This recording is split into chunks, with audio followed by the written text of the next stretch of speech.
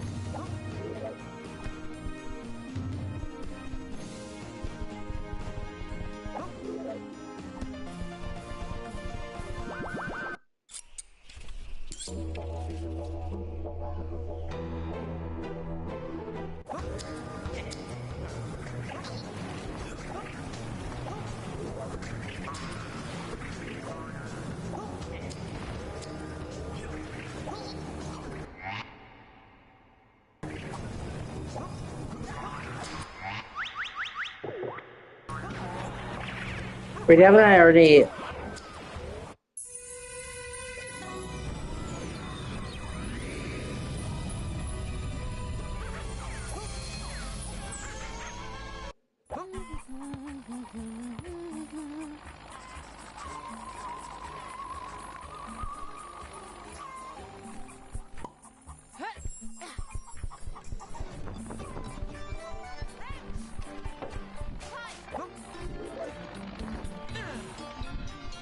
Oh yeah, that's right, I need this one.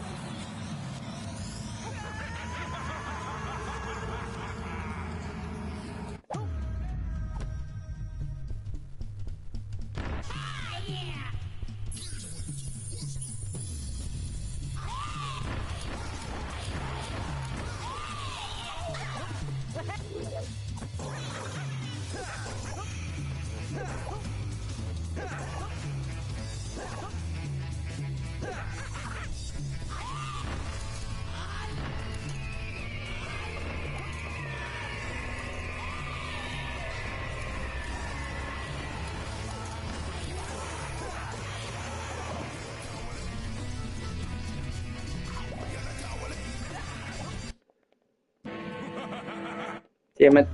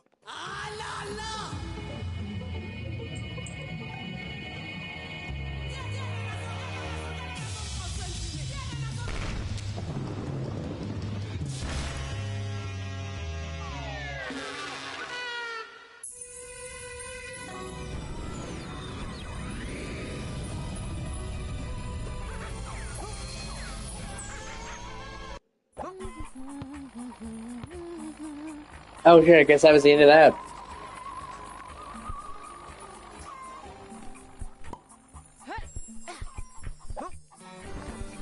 Tempest Tombs. Okay, I guess we're doing an Egypt level next.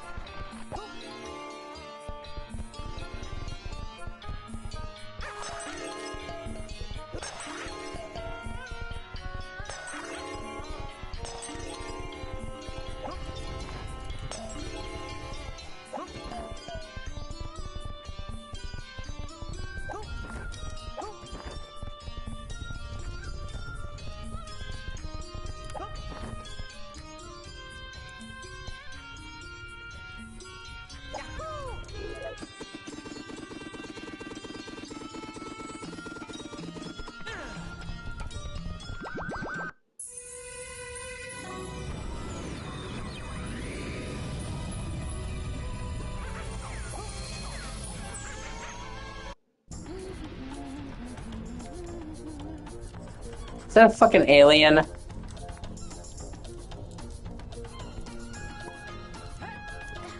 That is a fucking alien.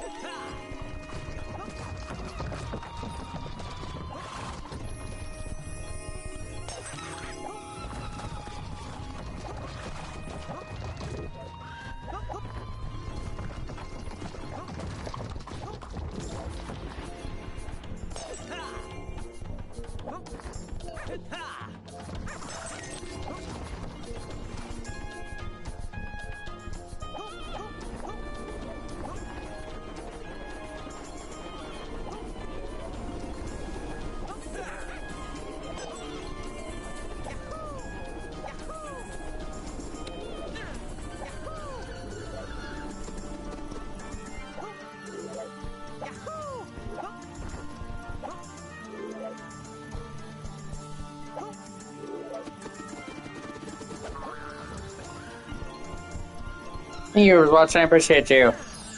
Oh shit! Wow, I didn't think it was here. That's cool.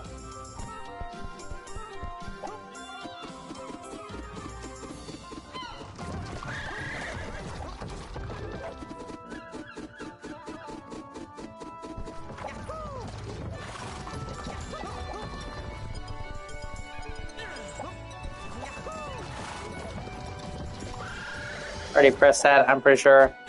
Yeah, I did. Yeah, I did. Just making sure.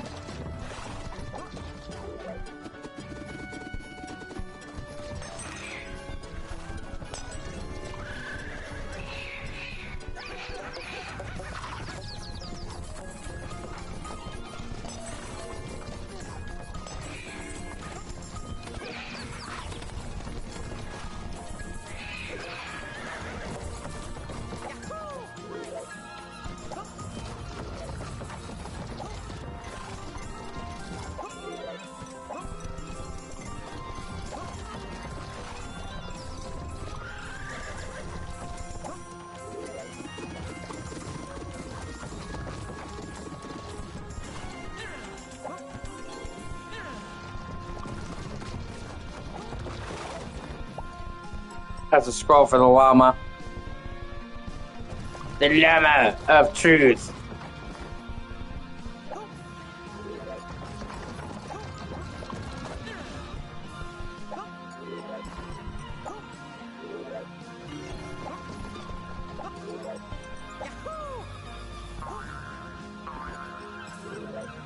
I don't remember where the fuck I saw that llama. Oh well.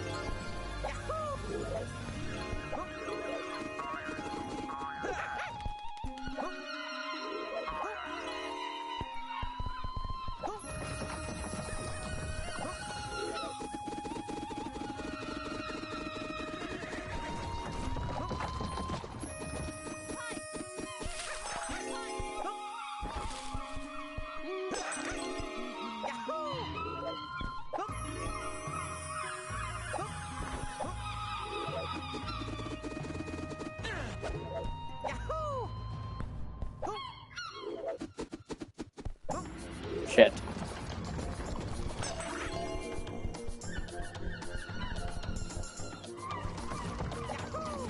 Can I walk on those sheets? No, I cannot.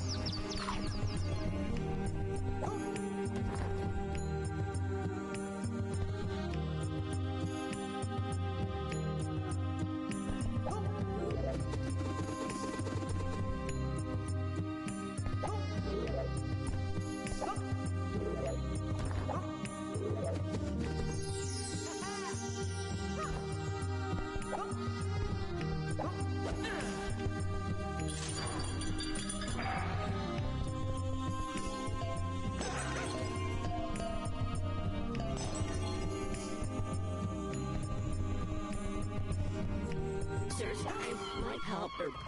Poor trap. I might help her. Yahoo!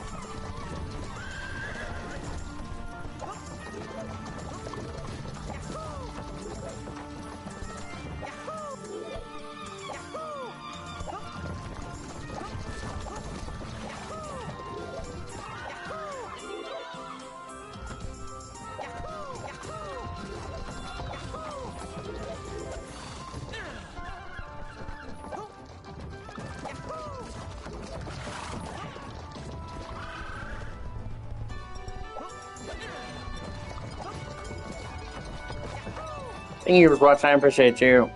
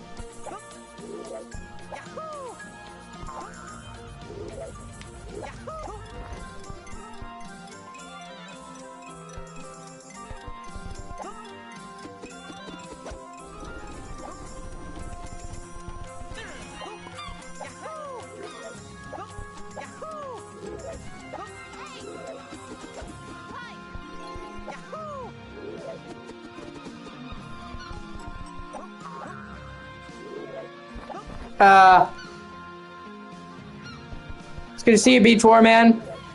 Haven't seen you stream in a while.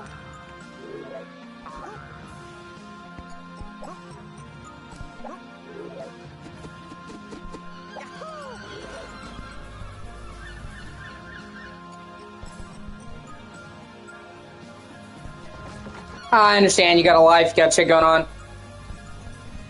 Okay.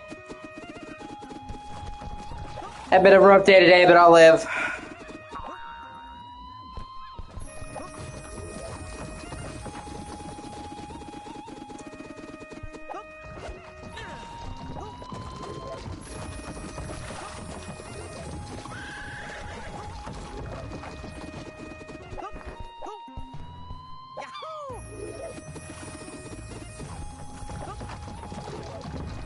You and me both, man. You and me both.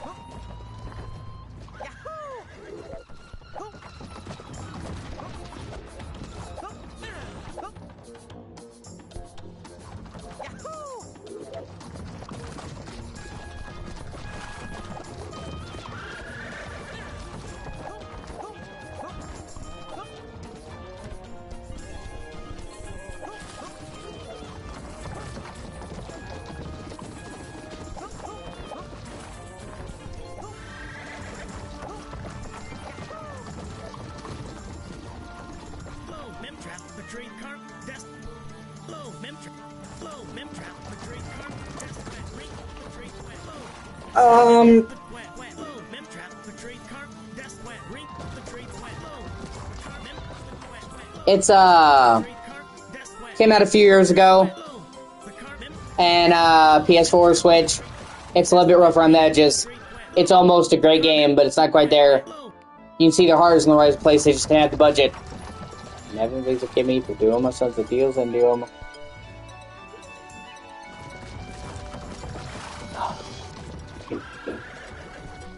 It's still a decent enough game though, and I got it for like $5-7 on sale a while back.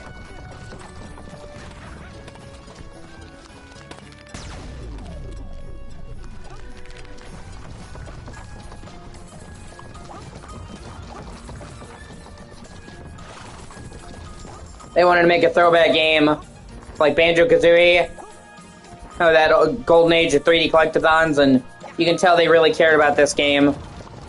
It's just really rough around the edges. The movement feels kind of janky. It's unpolished. Like, you can tell that it's almost there. And since, like I said, you can tell they... you can tell since you can clearly tell that they cared about this game, I have to think money's the only reason why it's kind of rough. Because it definitely seems like a passion project by people that liked it. So I'll be excited to see what they do in the future.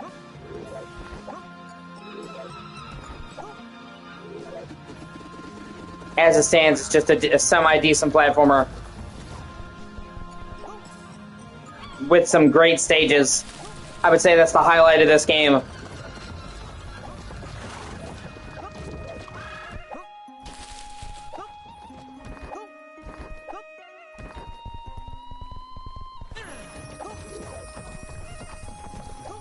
There hasn't been a single stage yet in this game that's been, they've all been really cool. And a platformer like this, the stage is everything, so it goes a long way to redeeming this game.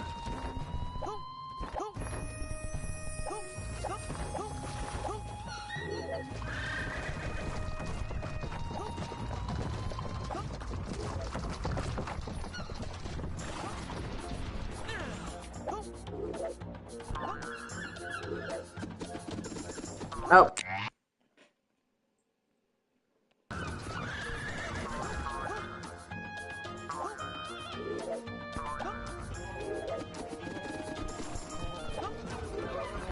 And while I like all platformers, I definitely prefer the 3D collectathons over the linear obstacle courses.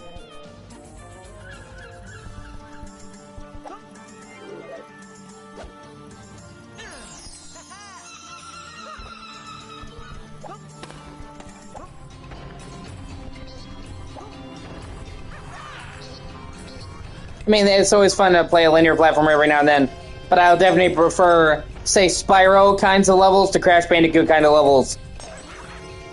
Not that I don't like Crash Bandicoot, I just prefer this type of game.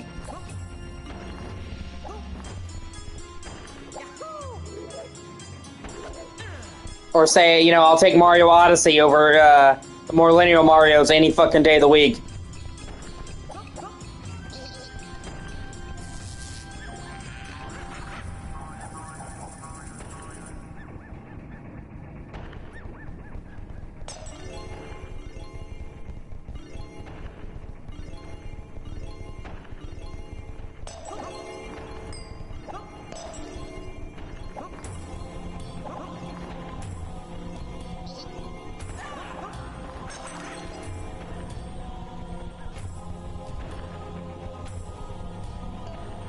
Plus, the Platinum Trophy for this game is pretty fair.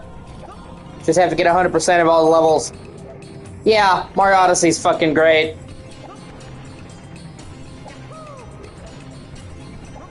It's one of my all-time favorite games ever. And it's, honestly, I think it's one of the single greatest 3D platformers ever made ever.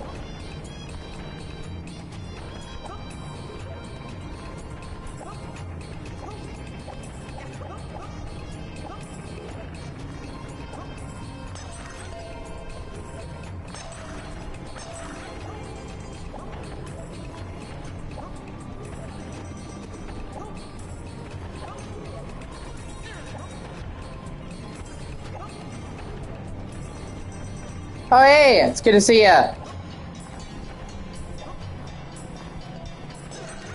I didn't 100% complete it, but I got really fucking close. Like, really close.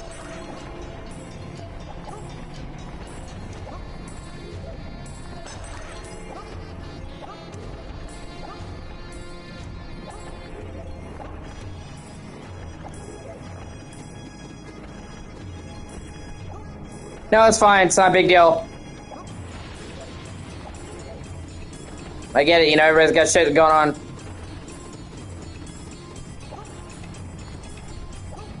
If I seem a little bit curt, it's just I'm having a bad fucking day. Well, you know that.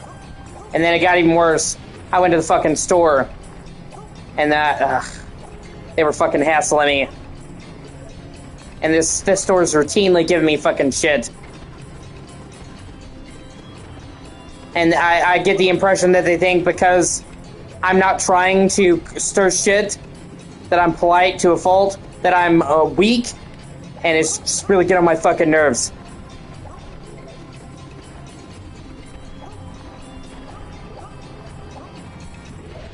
Okay, so this store, right, had a problem with their card system. They had to replace their card system because it was charging people twice, okay? And, basically, wow, 6 people are watching me. Thank you, I really appreciate that. It's awesome. You should like, comment, subscribe. But basically, so, the card system was charging people twice. And, for, like, payments would stack and be delayed. The second recharge, okay? So basically, about $350 of my parents' money, was taken from them because of this mistake. And like, oh, it was the card machine, we fixed it. They didn't reimburse us for that. Okay? That alone made me want to fucking kick their ass. So then, my parents started sending me my Venmo card, because it's, you know, I only keep the Venmo money on the card they send me, so there's no danger of their money getting taken, so it's just safer. And then they wound up taking $50 of my fucking money. So now, I just keep fucking Venmo card locked at all times. and I don't have a choice to go to this place because it's the only gas station in 5 miles that I can walk to, and we don't have a car. So if I could go anywhere else, I would. But so now I just, I keep my card locked whenever I'm not using it, so nothing can be taken off, and that's fixed most of the problems. But so, like I said, they have yet to reimburse my family for the $400 total that they took from my parents and me. Which I know, it's $400. That's a lot of money for us, okay? So I get up there, and I slightly misjudged the tax for what I was getting. I thought I had enough to get a big monster. It's like 50 cents extra. I thought I had enough. I was slightly short. So this guy is busting my balls about, like, the 30 extra cents that I was missing. And I'm like, dude, you guys are responsible for taking, like, $400 from my family. You're gonna bust my balls for 30 cents? I'm like, fuck you. And then, okay, so the guy behind me was being super cool, and he offered to pay the difference. So you can see I was having a rough time. This guy would not let him pay the difference. Like, are you fucking kidding me? So you're not only going to give me a hard time, but the guy who's offering to pay the difference for me, you're going to say no? Like, what the fuck? And then, and I apologize if this comes across as racist. It's not really. Okay? But there was this Indian guy, this older Indian guy that ran the register, and he can't hardly fucking speak English. And I have no problem with people speaking different languages. I have no problems with immigrants. Okay? I have a problem with people taking jobs that require talking to people, and they don't speak the fucking language. Why take a job running a cashier in a place where almost everyone speaks English? I have never seen one person speaking Indian here, ever, or I'm sorry, Sanskrit, if you can't speak the fucking language. So, on top of giving me a hard time, I'm just having a problem. I'm misunderstanding him. And I'm trying to word how I say that, because I have no problem with people of different races. I just want to be clear about that. I just don't think you should take a job that requires talking to people if you can't speak the language. There's something about America that fucking infuriates me. Like, there's all kinds of jobs you could do. But it's like, if I went to Mexico or anywhere else and I took a job talking to people and I couldn't speak the language, they would tell me, don't even apply. What the fuck? But we hire people for jobs that require talking that don't know the language. And obviously, they've got to work. I have no problem with the immigrants coming to this country. We're the land of immigrants. But holy shit. Like I said, in any other field, they'd be like, don't take the job. Yeah. Yeah, exactly. Exactly. And hey, Philippe, it's good to see you, man. Okay? And then, this guy is clearly older. He's like 60, 70, something like that, okay? And once again, I don't have a problem with somebody being older, but you can tell he didn't know the fucking, how to use the computer, the cash register. No, I know you were, Philippe, okay? So, I woke up today, I was super fucking sore, because 2-3 days ago, I slipped and hit my knee on the concrete, because it was rainy and wet, like right outside my door. My leg went out from under me, okay, and I landed on my bad knee, okay? I hardly slept today. I tried sleeping, and I don't know what the hell happened. I turned off the TV, I wasn't looking at my phone, and I wound up waking up like 5 times. I wound up waking up like 5 times, so I woke up, I was extremely fucking groggy just to start the morning out. Where you're so tired you could scream, but I couldn't go back to sleep. My leg is killing me. Then that shit with Steph happened, where basically my friend stabs me in the fucking back. Okay?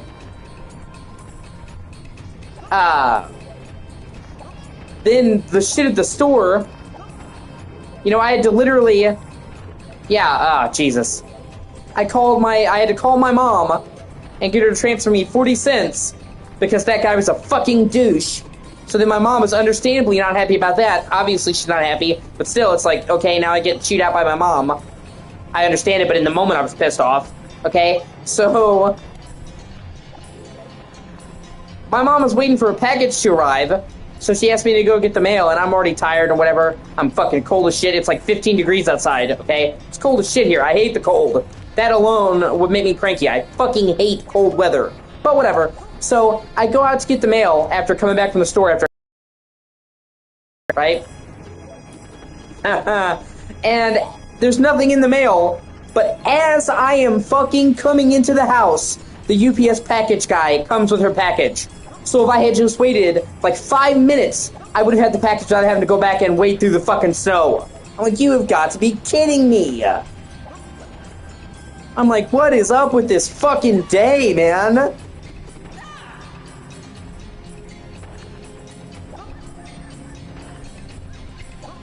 I mean, this day just from like start to now has just been a non-stop fucking shit show.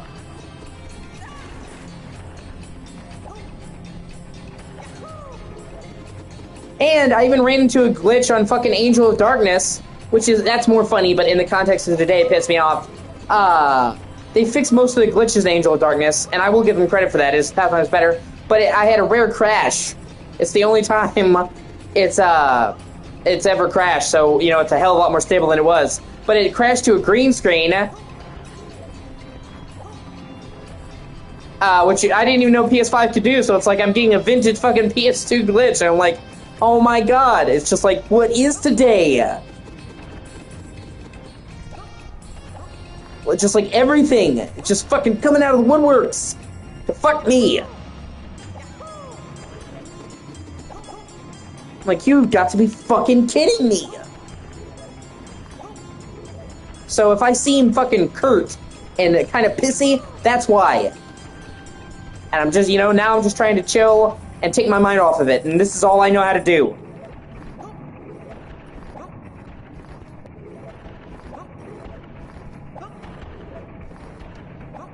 And I'm getting really fucking tired of that store, okay, that gas station, because they dick me over a lot, and even when they weren't dicking me over, they were being curt with me. And, okay, if you know anything about me... Ah, fuck, I'm so sorry, that sucks. Ah, Jesus. God, you get a fucking new PC, and then, yeah, I've been there. So, if you know anything about me, you'll know I'm exceedingly polite. Especially to people that serve me. Cashiers, waiters. You will never catch me being rude, even in that store. After everything they've done to me, I say, yes, sir, no, sir, yes, ma'am, no, ma'am, please, thank you. I hope you have a great day. Like, you will never find somebody more fucking polite than me. Like, ever. Okay? Even if I'm having a bad day, I never fucking take it out on the people there. Okay? So it's like, you know, they keep giving me a hard time. It's like they mistake my kindness for weakness, man.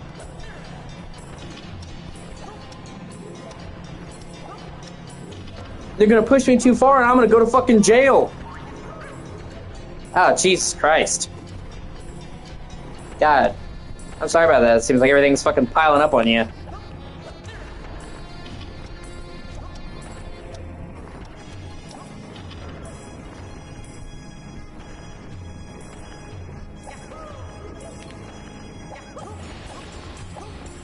Okay?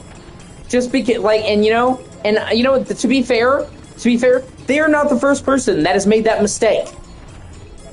People assume that because I'm courteous and I'm nice to them, that I'm a fucking pushover. And they're in for a rude fucking awakening.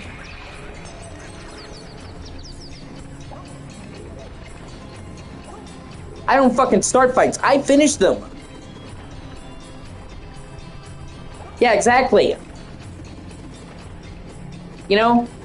And if that, you know, I tolerate them a lot. I tolerate a lot of their fucking shit. Because not just, you know, because I try to give people the benefit of the doubt, but also because this is the only store I can walk to, so it's important that I can go to that store so that I can get my mom shit that she needs. So it's not just about me. You know what I'm saying? It would hurt my mother if I couldn't walk to that store, or couldn't walk to a store for her, and that's the only one I can walk nearby. I can't walk 10 miles every day there into the store and back to the nearest store. That would kill my fucking leg. so it's there and nowhere. So just for my mother's sake, I bite a lot of my tongue there, because it wouldn't just affect me if I fucking snatched them up. But Jesus Christ, everybody's got a fucking limit, and they're really close to finding mine. And I'm gonna wind up on a fucking Kentucky episode of Cops, because I'm gonna throttle the fucking change they took from me out of them like a fucking Pez.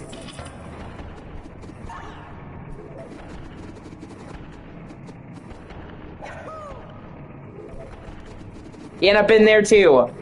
Been evicted with nowhere to fucking go, and it wasn't even our fault. It's shit, I'm sorry. And like, you know me, or I think you know me. When do you ever hear me sit there say I'm gonna kick somebody's ass? Yeah. I'm getting out of my system. Even you, Beach. When have you ever seen me threaten anybody? Or even intimidate physical violence? Like, never. It's just... Jesus. I know a lot of people who would kick somebody's ass for a lot less. Take fucking $400 from them. Fucking steal from them. Okay? Like, there's a lot of people who would not have the patience that I've had. You know? And, you steal from me? Fine. Okay? You steal from my fucking family? Oh, that's so much worse.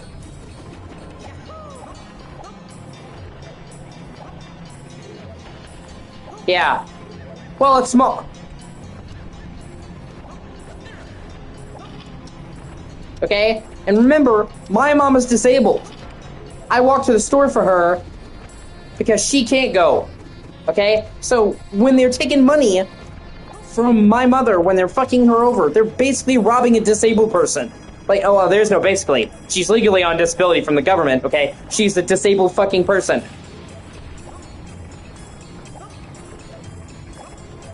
Okay? So, that just makes the whole situation so much more fucked up. Like, pick on my mom. Yeah, she hasn't had a hard enough time. You're fucking bullshit. So, like I said, even you, Sigma, you've known me for ages. When I said I'm gonna kick somebody's ass, like, oh, never. It's just, with these people, man, they're really pushing me. It's like, and it's the pettiness of it. You know what I mean? Like, you're seriously gonna bust my balls over 30 cents after you took $400 from me? Yeah, exactly. Like, are you fucking kidding me? Like, you should just give me everything I fucking was gonna buy for free. But since you're not gonna do that, you're gonna bust my balls over 30 cents?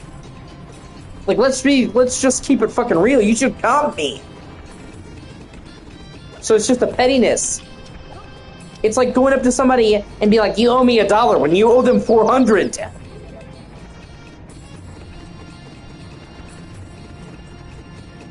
And then, like I said, he's not gonna let the guy behind me pay for me? 30 cents? Are you fucking kidding me? Where does he care where the money comes from? If the guy is willing and offered, he was a nice guy and offered, what the fuck? It's like the money's right there. So now you're just being a double dick. Yeah, exactly. People are like, oh, you don't like going outside? You don't like being part of society? No, I don't. I try to stay inside my house, where I'm safe, away from fucking society. I don't like society. I keep the world at a safe distance, thank you, and I have no regrets.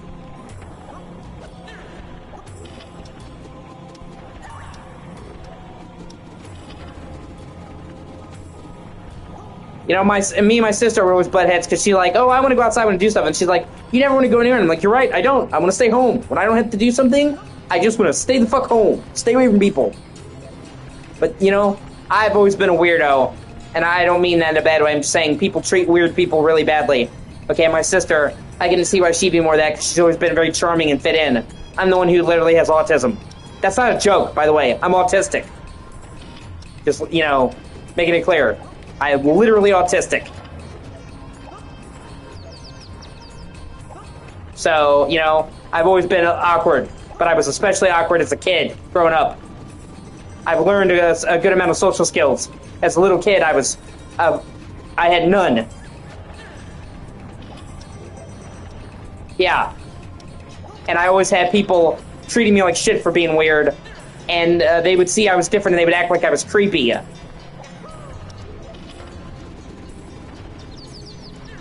Like, people look at me like I'm fucking Jeffrey Dahmer just because I'm slightly weird. Yeah. Well, I am full on fucking on the spectrum. Diagnosed, went to the therapist. She believes I'm autistic. I don't see how you could get any more official than a psychiatrist and a therapist saying, yeah, we think you're on the spectrum. Like, pretty much open and shut case, you know what I'm saying? So, I'm just saying, a lot of people now will say they're autistic and they're on the spectrum. Yeah, and they don't mean it. So I was saying, I was just trying to say I'm not making like a figure of speech. I actually am autistic. Because it's become overused. You know what I mean? Like, I'm on the spectrum. Like, everybody's on the spectrum. I'm saying, no, like, no, I really am. Yeah, exactly. You get it? And yeah, I would hate to have the shit that you have going on. So, people would treat me creepy. And look at me like I was a serial killer. And I didn't do anything to them. So, you know, people were not very kind to me growing up. Or even as an adult. So, after so long, I just like, you know what? I'm gonna stay away from people. They don't like me, I don't like them. Fuck them. You know, and I know you see me in streams and I'm loud, I'm boisterous and all that. When that's around people I'm comfortable with. Okay? When I'm not streaming... yeah, it sucks, I'm sorry. When I'm not streaming... I'm a totally different person when you catch me out in the public. I'm quiet, I hardly talk, I almost never say anything more than I need to. So, like, people see me and I tell them I'm autistic or awkward or whatever, and they're like, well, you're so, like, upcoming and talking a lot. I'm like, yeah, this is me in my comfort zone. I'm like, you should see me around people I don't know. I'm like a totally different person. I don't make small talk, I don't sit there and talk. I go to the gas station and I'll just say, hey, how you doing? And, you know, and then get the fuck out. And that's not even just to that store, that's like anywhere in the public. I'm an entirely different person when you get to know me. Yeah, pretty much. Masking. I've had to. Exactly. I remember telling somebody that I had OCD, and them like, do you hear voices? And I'm like, no, I don't fucking hear voices. I'm like, that is not what OCD is at all. You know what I mean? And I understand you probably hear voices and all that. I'm not saying that, I'm just saying it's always the same old shit. Like, OCD is nothing to do with fucking voices, and it's like, Jesus Christ. It's just the fact that, like, people are talking out of their ass that upsets me. I don't judge you for having shit like that, I'm just like, come on.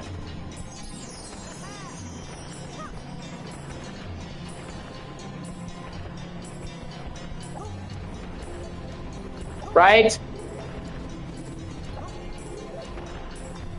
Yeah, exactly.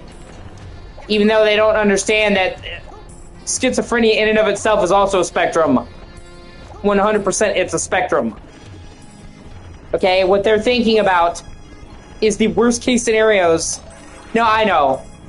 What they're thinking about is the worst case scenario where people who are off their med. The very fringe case, okay? Most people who have schizophrenia are not a danger to other people or themselves. And it's nowhere near that bad. So they're taking like just like the top extreme case and judging everybody who has schizophrenia with that shit. You know what I mean? When like the overwhelming majority of people who have schizophrenia are not that bad and not like that.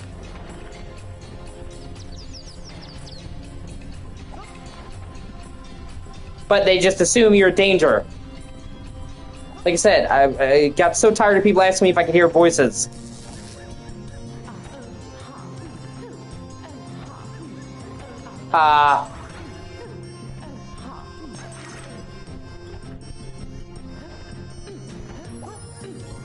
That's hilarious.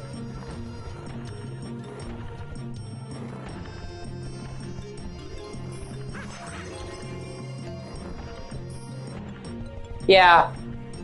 And she's even doing like the awkward fucking jumping too. That actually is funny. That was a really clever cameo. Yeah, exactly. There you go, exactly. Because you're not a fucking douchebag. You know, most people, they're just like, man, we should give peace a chance. Everybody's fighting. You know, we should care about each other. And then they see somebody struggling in front of them, and they wouldn't lift a fucking hand of piss on them.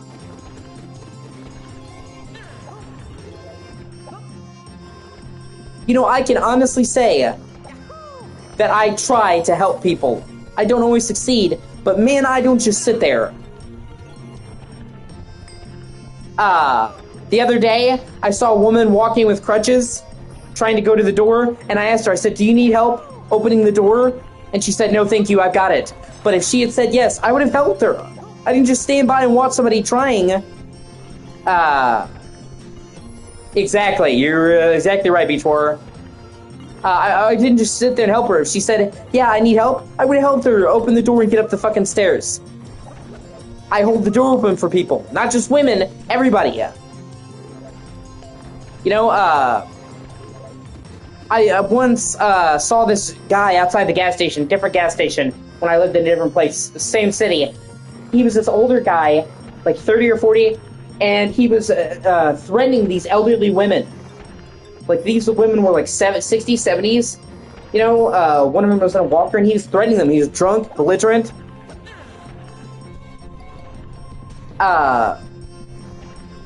And he was honestly threatening to kill them. And I, you know, stood in his face and told him, I said, well, if you're gonna try to get them, you're gonna have to go with me. I didn't know this women, but I'm not gonna sit there and let this guy try to fucking beat on some elderly women. You know, and I'm not trying to flex. I'm just saying how many people would see somebody they didn't know being threatened and lift one fucking finger to help them. I just don't sit there and fucking constantly jerk myself off to feel good about myself. Okay. Thank you. I really appreciate you, Beach War, man. I'll be here later if you're not busy. It's good to see you. I always enjoy having you around, man. You have a great day. Yeah, exactly. Or just not lift a fucking finger. Well, I don't know him. Okay, and this guy was clearly violent. You know what I mean? He easily could have fucking hit me. Or attacked me. I put myself at risk.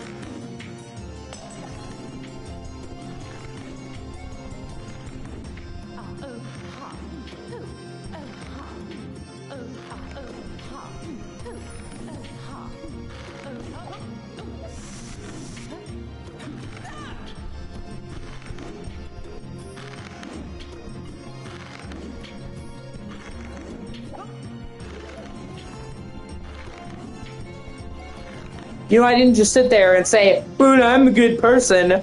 I would help, you know, help each other, helping your other man."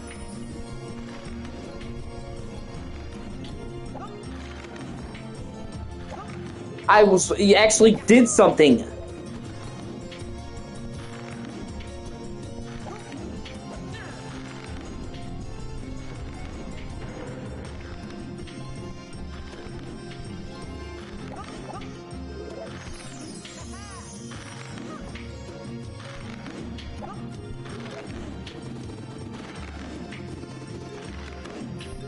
You know, I saw a bunch of people bullying this kid one time.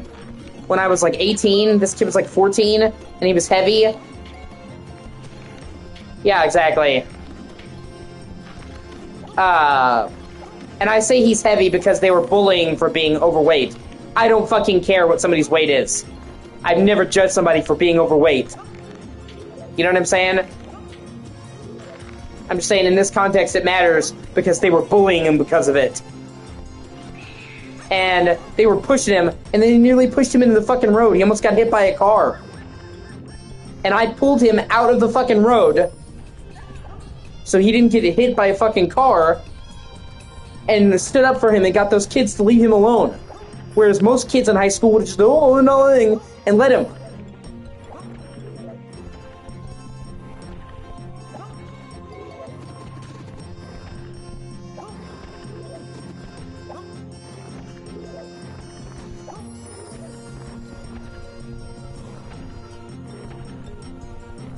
Yeah, I'm sorry, I'm just pissed off.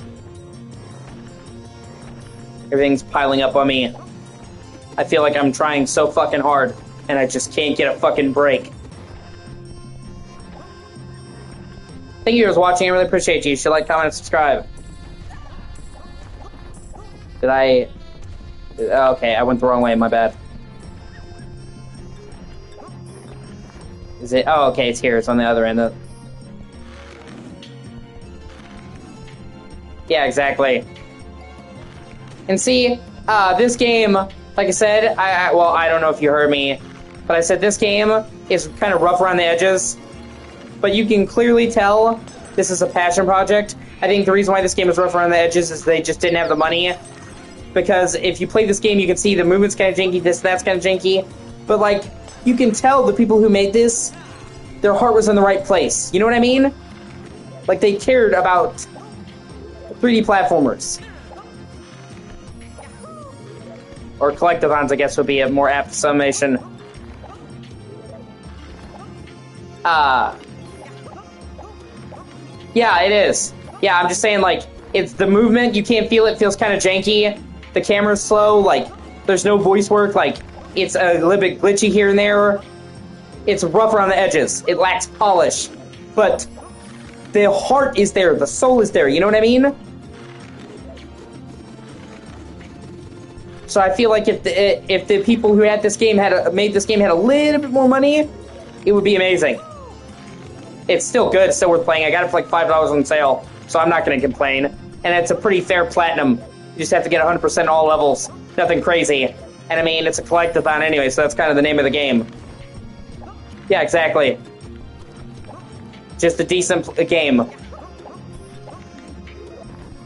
And what really... Exactly. What really stands out to me the most about this game, and what makes this game worth playing for me, is the levels.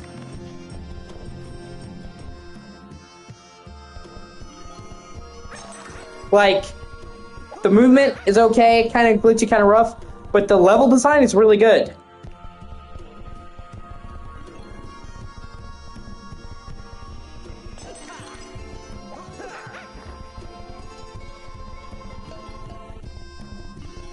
And in a platformer like this, stage design is fucking everything.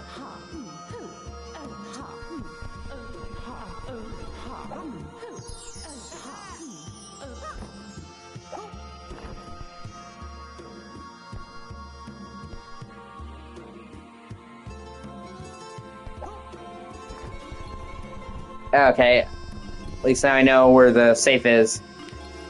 Like, the level designs in this game are really inspired. Yes, I agree. Thankfully, they're actually in the midst of making a comeback.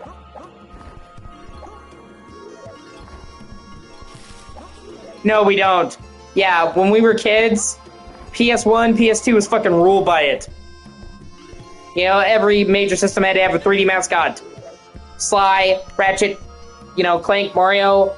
Like, it was overflowing with 3D platformers. And then it kind of, PS3 kind of vastly petered out. But then we got an indie revival with A Hat in Time. Like, A Hat in Time is so good, it almost, like, single-handedly inspired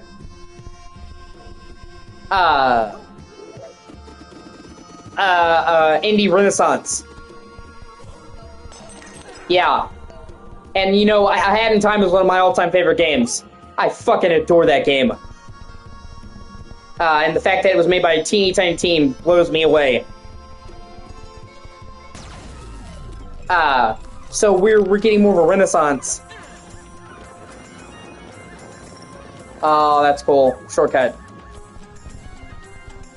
We're getting more of a renaissance. And then, you know, we got the Crash Bandicoot remake, Spyro remake, we got a new Crash, Crash 4, which I hope to God that they follow that up with more, because Crash 4 is actually really good.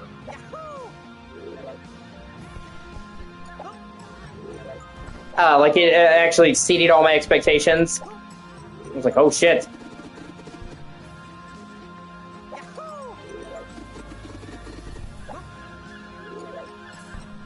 But see, you have this giant level, and then you have all those, this already would be enough, and then you have all that shit inside the pyramid. Like, this is just one hub world. Exactly. And then, Astrobot seems to basically have fucking solidified that.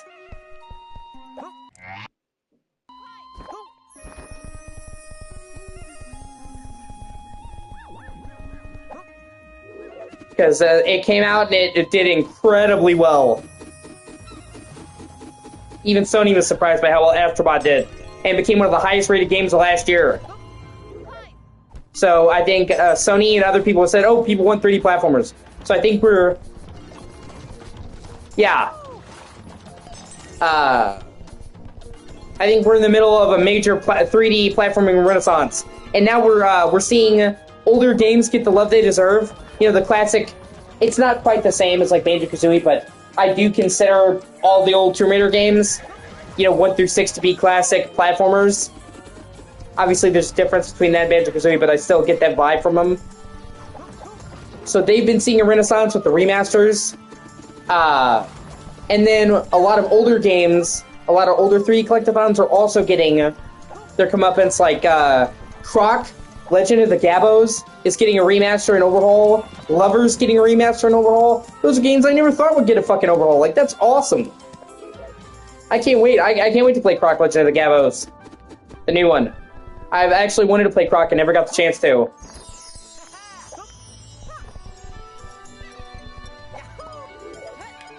And it apparently had like chain controls, which were standard for the time, but they fixed that and added new textures and shit. So I'll be stoked. And I think it's like $30, $20. So a budget thing. So I'm more than down. Yeah, you've told me about that. I haven't got a chance to play it. If I'm not mistaken, they were on PC only. I looked into that when you mentioned it. Because, you know, we share a lot of taste in games. And I don't have PC, otherwise I play it.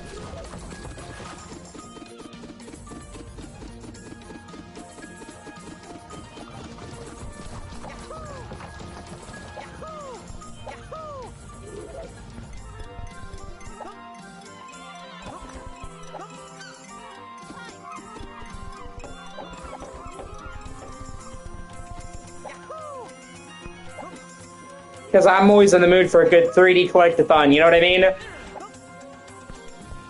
Ah, god damn it. See, I have a Switch, but I just... All the games I've been buying lately, Sigma, I've been so dedicated to making a YouTube partner. If I can't stream it, I'm not buying it, you know what I mean? Like, I'm right there. I'm so close to making a YouTube partner.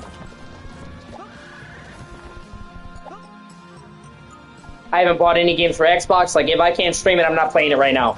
I've been dedicated to all the games I play in streaming because I want. Okay. I'll have to check that out then.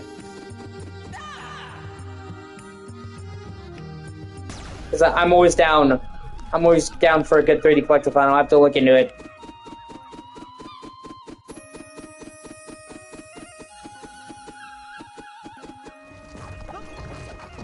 Well, I would start with the first game.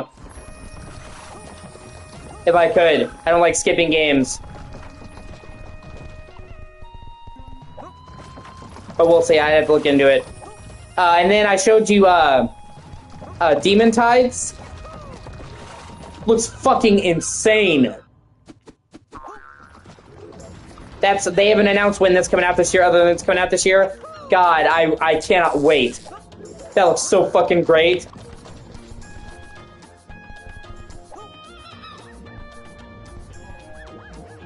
Ah, okay. Oh, I don't have a problem with 2D either. I play all kinds of 2D platformers as well.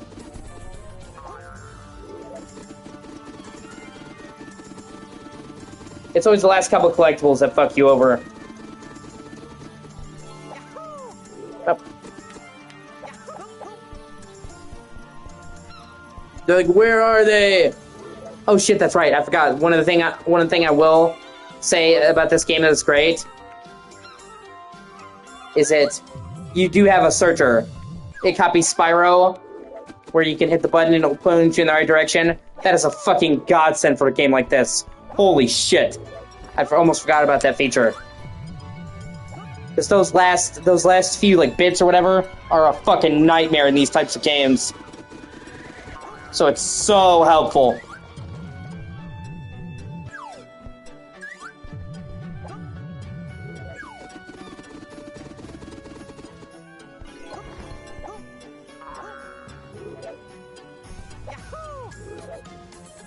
Yeah, exactly.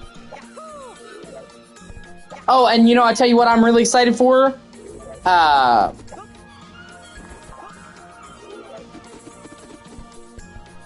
Fuck, I forgot.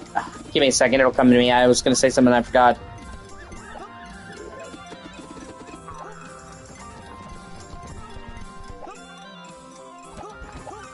Oh yeah, I'm really looking forward to,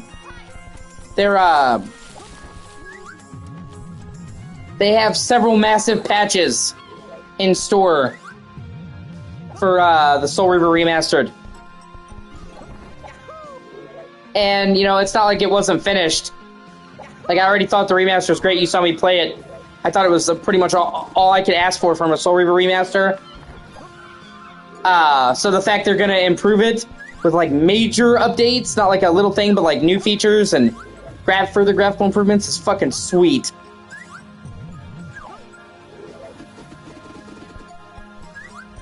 There's supposed to be a massive patch coming in March, I think they said. Like, you know, adding like a massive amount of shit. Which already I thought it was good to start with, so I can't wait.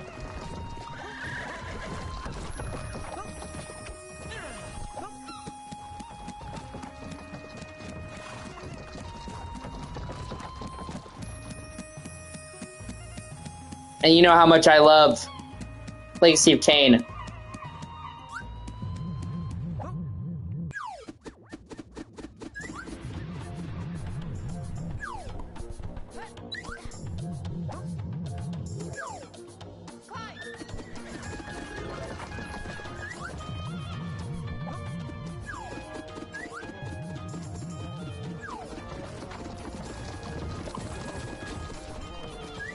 Yeah, exactly. See what I mean?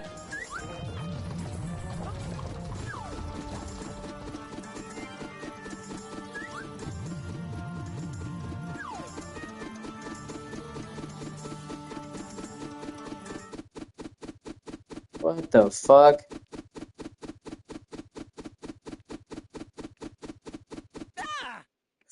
Oh, jeez. See what I mean? It's like general jank like that. What the fuck?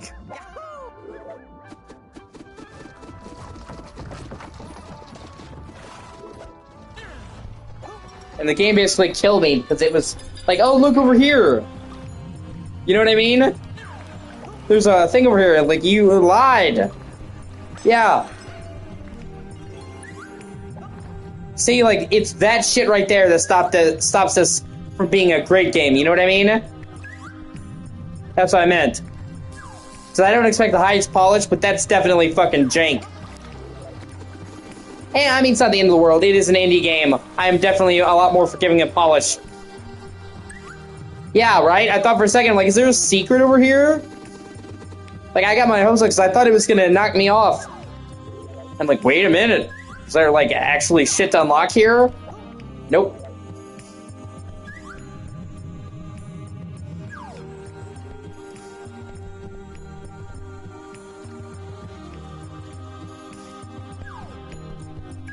See, and then shit like that. You go the wrong space, and the shit clips out. The fuck?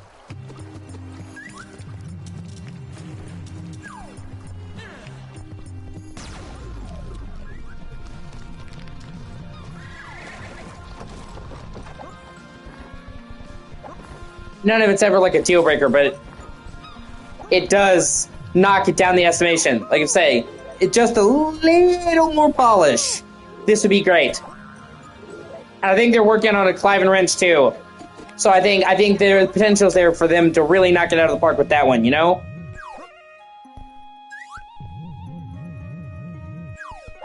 because this is from a first-time game dev.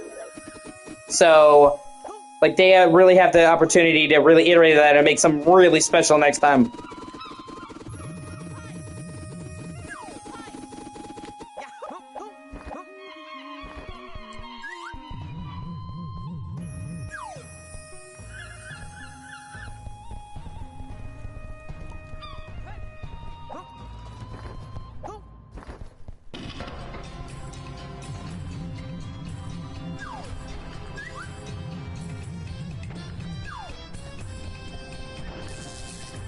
Yeah.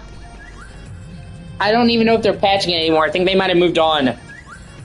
Which is a damn shame, but you know, with an indie dev, they're really limited.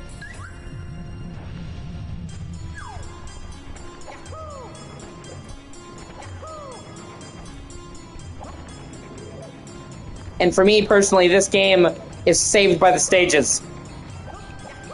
Like, otherwise it'd be eh, but the stages are what makes it worth playing. Like, they're all really unique. Like, you've only seen one, but so far each stage has actually been cool and super unique. This kind of got like a Crash Bandicoot 3 thing going on, where each stage is like a different point in time. But the bad guy rewriting history, so there's one in like Victorian London, one in the Dark Ages, and shit like that, and I really appreciate stuff like that.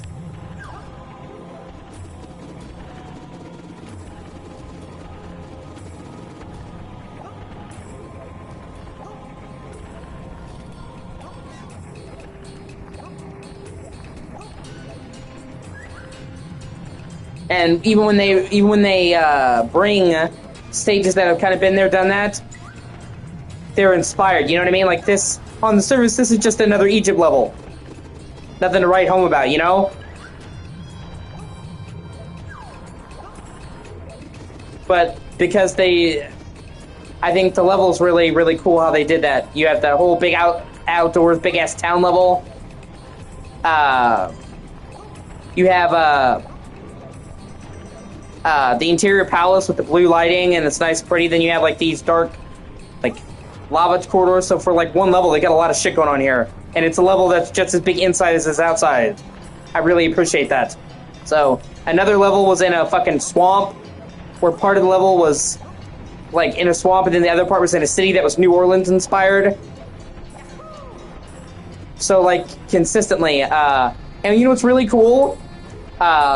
I actually really like Yooka-Laylee. I don't know if you played Yooka-Laylee, but I think it gets unfairly hated upon. They actually have an official crossover from Yooka-Laylee in this game. Trouser, the fucking merchant from Yooka-Laylee, it pops up in this game and in one of the missions. And I saw that, I'm like, oh, no way. I'm like, that's really fucking cool. Two indie devs reaching out and working together. Like, you gotta love it.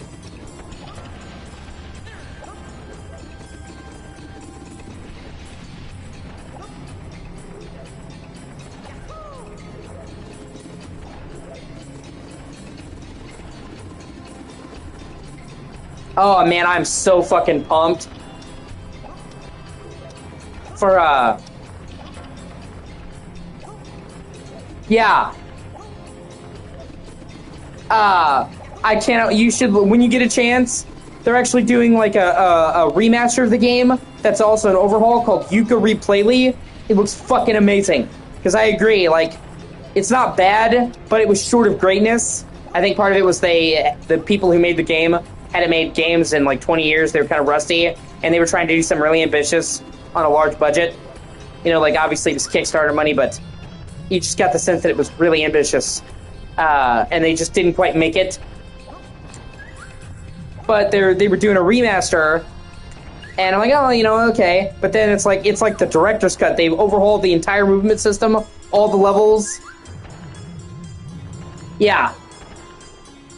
They overhauled the entire movement system, the entire platforming system, all the levels, the costumes, collectibles. Like, it's like a remaster plus a massive fucking overhaul. Like, oh shit. And it actually looks good, and it'll be an upgrade fee if you already owned Yooka-Laylee. Like, I was really impressed by how much better it looks. And they're currently working on a Yooka-Laylee 2. That's just like they wanted to go back while they're doing that. And if you ever get a chance,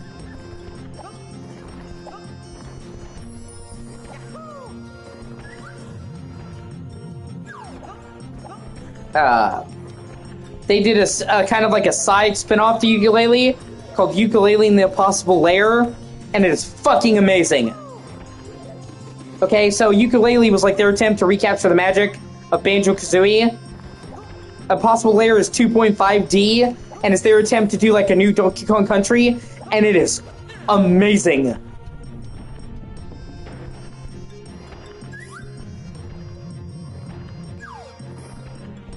Like, you could tell they found their fucking groove, and they were in their comfort zone, because it actually matches the original Donkey Kong Country games in quality. It's good.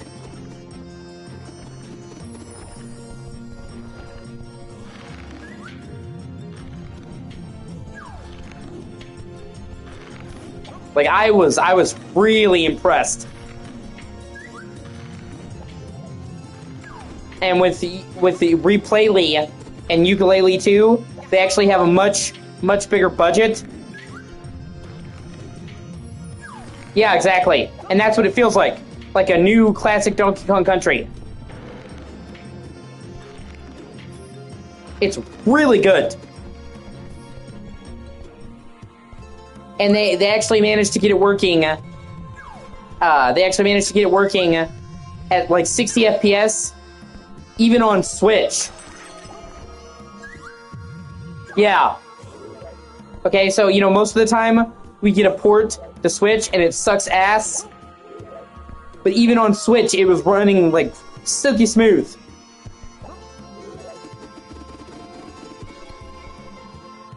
Oh, finally. Fuck.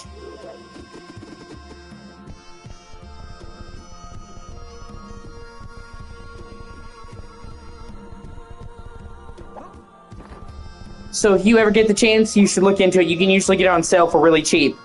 And I was fucking blown away.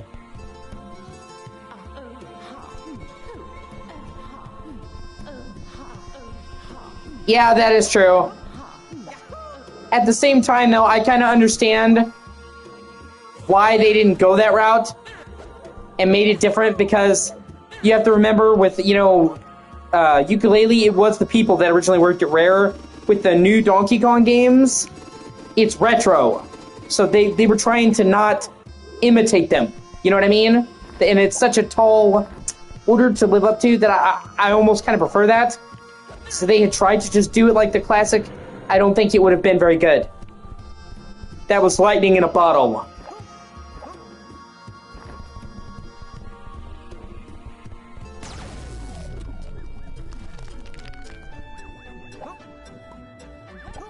Like, I mean, so good. Well, for the most part, anyway.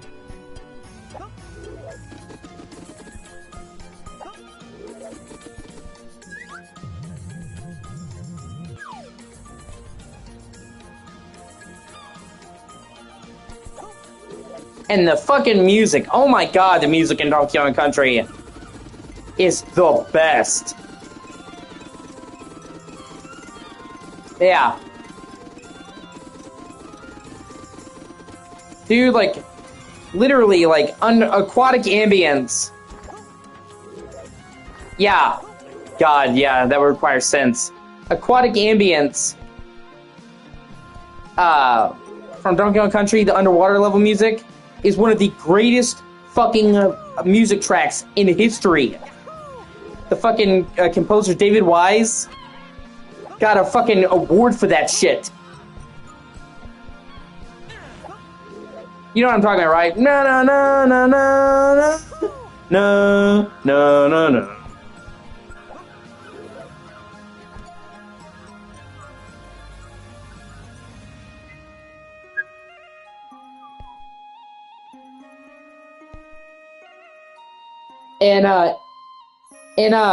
And that became a TikTok trend.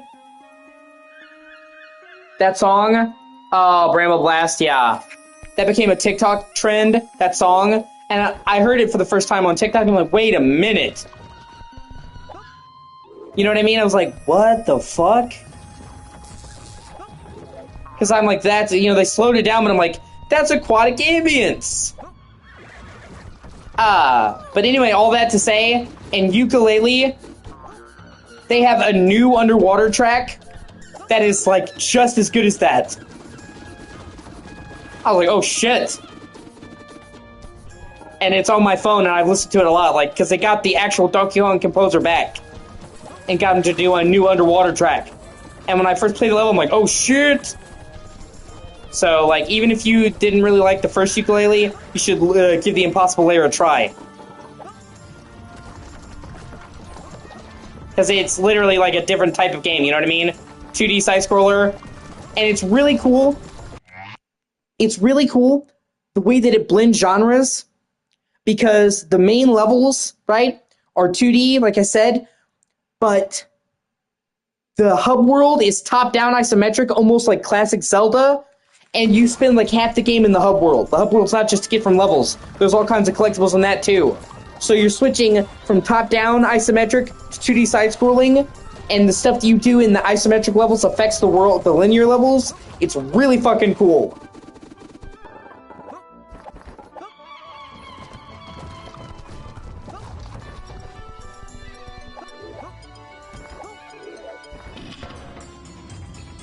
And like I said, you can usually get it for a few bucks on sale on pretty much any platform. It's on Switch, PS4, Xbox, PC. So, like, you should, if you ever see it, you should try it. I think it's fantastic. And I know a lot of people who didn't really like Ukulele who were like, oh shit, this one is actually great. Like no, I thought I was gonna like this and I played it, you know what I'm saying? So even, there's been a lot of people like you who didn't really think much of it. And then they played the Impossible Lair, and they're like, oh fuck. And it has a central idea that kind of reminds me of Breath of the Wild in a weird way.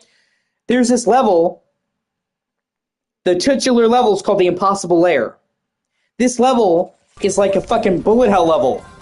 There's hundreds of objects flying at you all the time, right? Now, technically speaking, you can beat the game right after the tutorial level.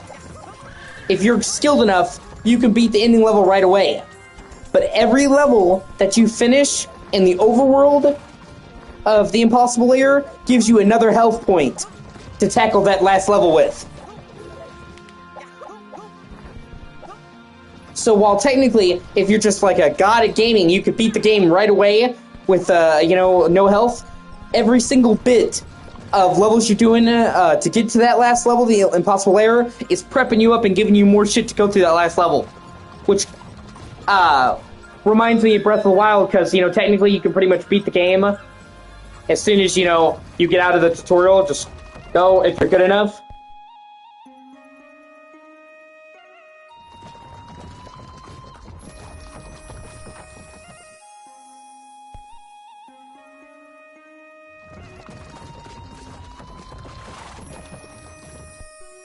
Yeah, fuck it. I think I'm just gonna Google where that last golden key is, because it's driving me fucking crazy.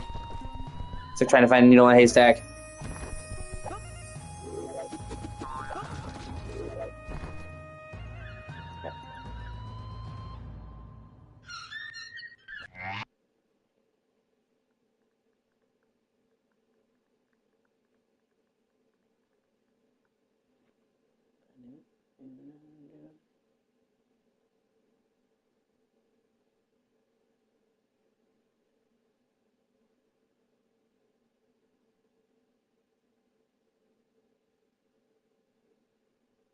Yeah. Oh yeah, no, I know. I'm just saying in general it's something to look out for. I know, you just spent money getting all that shit. I'm saying in general, because you can usually get it for like $5. So I'm saying, you might sometime in the future see it on sale. And I think you would have a blast. So I'm just saying, like, in general, you know what I mean?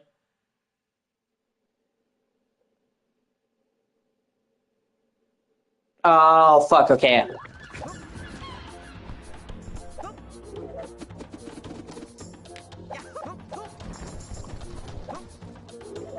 And like I said, if you find it on sale for $5, it's virtually no lose. Like, say you don't like it after you buy it, the second game, even though I think you will. You have $5, you know what I mean? So,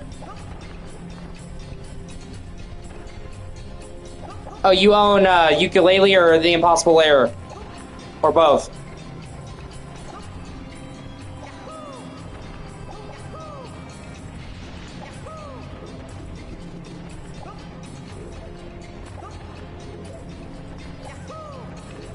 Oh, that's great. Well, then there you go. Then you can just try it out for nothing.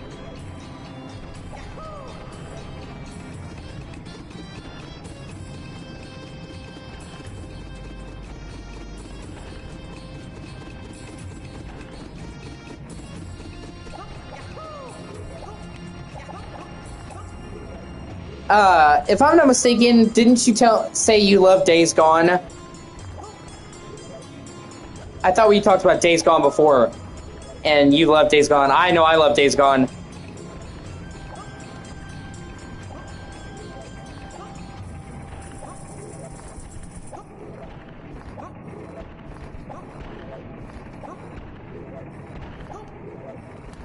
Yeah, did you hear that they're doing a remaster of Days Gone in April with new content? Looks fucking sick. Yeah, and if you already own it on PC or PlayStation, it's only a $10 fee. I mean, I would play it just for the new mode. Did you see the new mode they're adding? It's like you fighting waves against hordes.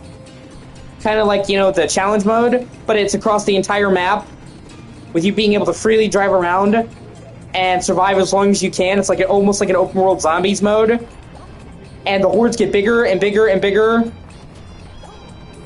And they said they're actually gonna surpass the size of the hordes in the base game, because, you know, obviously they were pretty much pushing the PS4 to the limit. But so they're like, yes, bigger hordes in this thing. I'm like, oh shit. More than the fucking sawmill?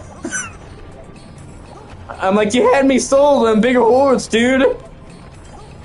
And new skins, new cosmetics, graphical boosts, and like $10? Hell yeah. I'm like, I'm pretty sure anybody who loves Days Gone is not gonna have a problem. Like, I would pay $10 just for the new mode. And the fact that it's, again, a graphical overhaul is also fucking sick.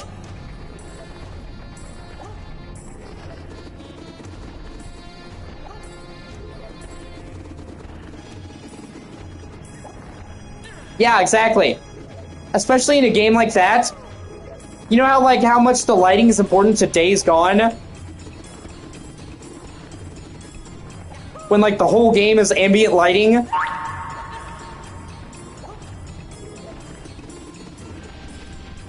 That game, I think that game's gonna look really good.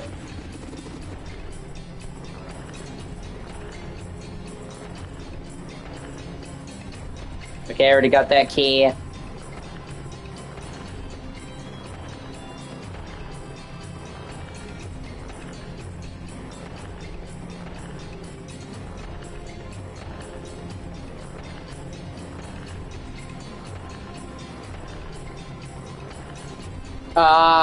Okay, I see where the last key is now.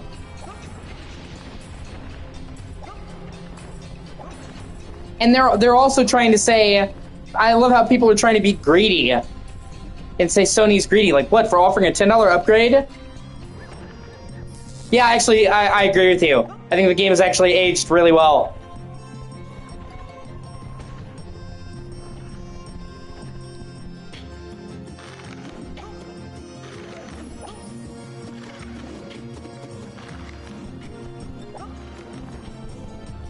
Yeah, I played it a few months ago. And I got the platinum. I mean, I pretty much did 100% of everything there was to do. And I was like, there were parts of it that blew me away. Even now, in the game, came out in, what, 2019? Yeah, it's 6 years old now.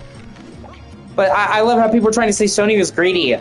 Like a $10 upgrade fee plus new content, and you're saying that's greedy? What the fuck? You know how many fucking remasters would expect you to buy the whole thing again? Yeah, exactly.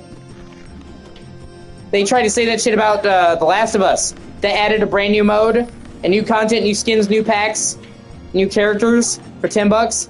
Then they tried to say that about Horizon Zero Dawn Remastered, and you saw me... yeah, no, I agree. You saw me, you saw me play, Zero Dawn Remastered? That was a monumental fucking leap in graphics for a $10 upgrade. I know remasters that have charged full price that have made less of an upgrade to the graphics in that game. Like, I was blown away by how much better remastered looked.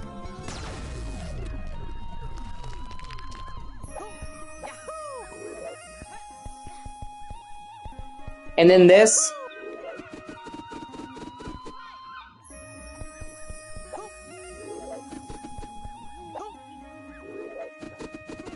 So no, I don't think Sony's being greedy at all, and I think that's hilarious. Especially because, you know what's crazy?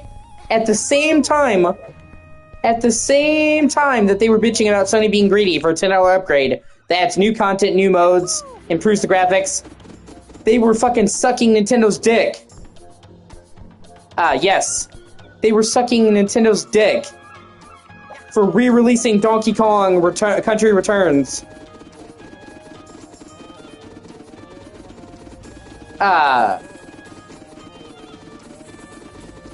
With literally no upgrades and a higher resolution.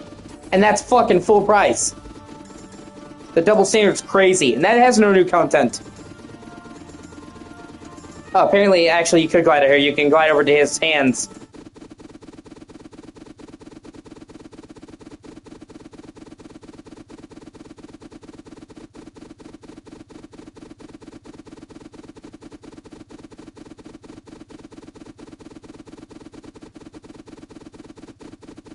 Which is actually kind of an insane secret. I think I'm slowly getting there.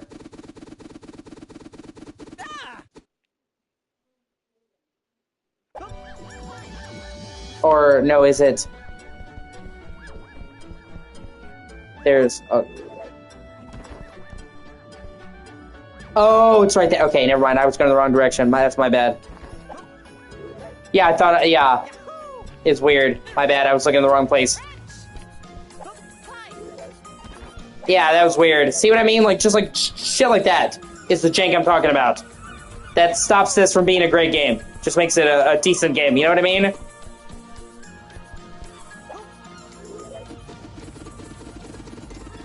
Like, if they could just polish this game out some more, it really would be fantastic.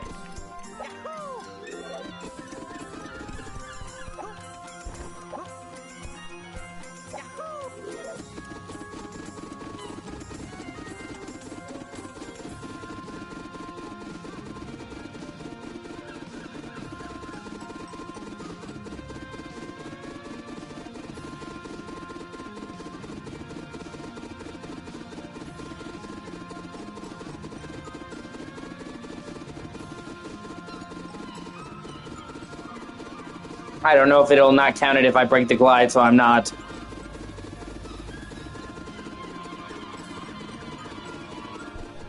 Boom.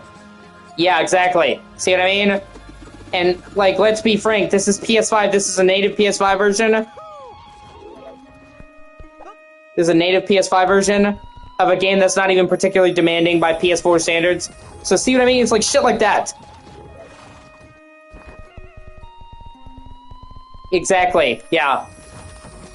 And I'm just saying it's not needed. You know what I'm saying? I guarantee you that if they optimize well on PS5, they could load in the whole fucking level.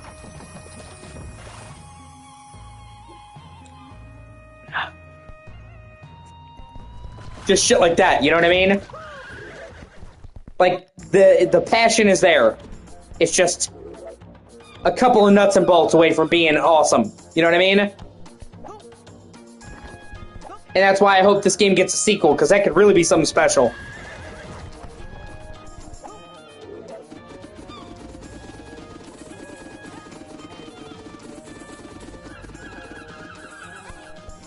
Ah, okay, boom. Fucking A.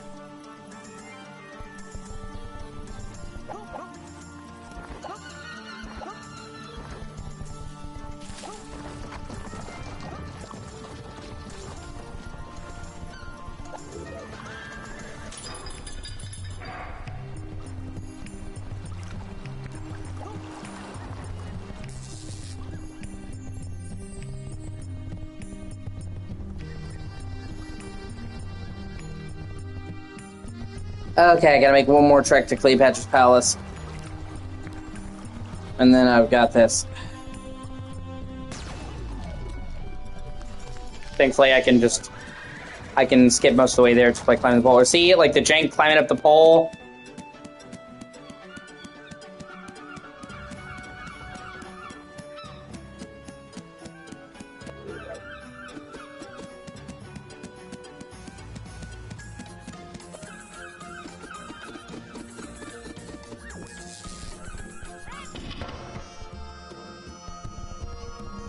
Yeah, I thought, wasn't the newest Kirby game open world, or am I mistaken about that? I thought it was.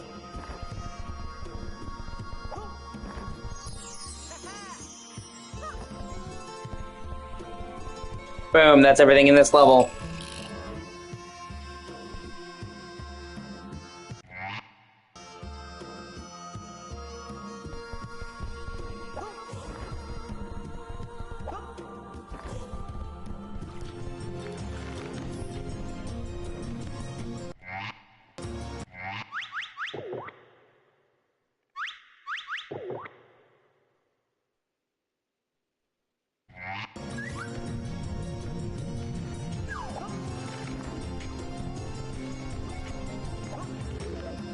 Okay.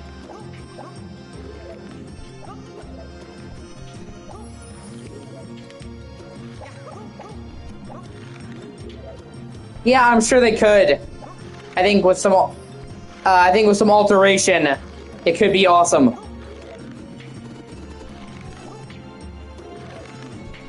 You know, like take inspiration from Bowser's Fury, where like Kirby could store a bunch of powers.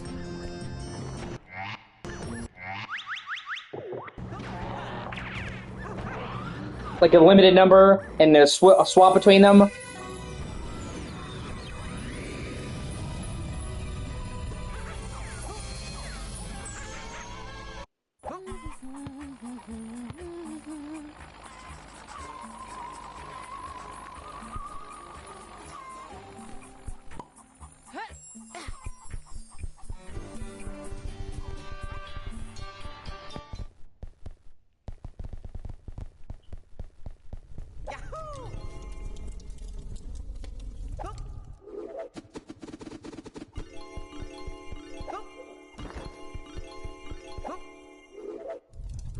Okay, and I get to do the boss fight for this world.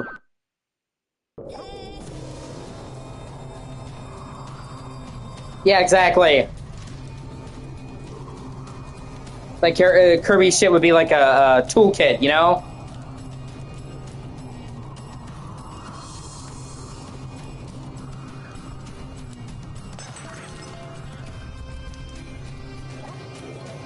Okay, so this boss level is just like a gauntlet. Also, I will commend this game for actually having pretty decent boss battles. They're not like the best ever, but they're actually pretty fun. And in most platformers, the boss fights suck dick, so I have to commend them for that.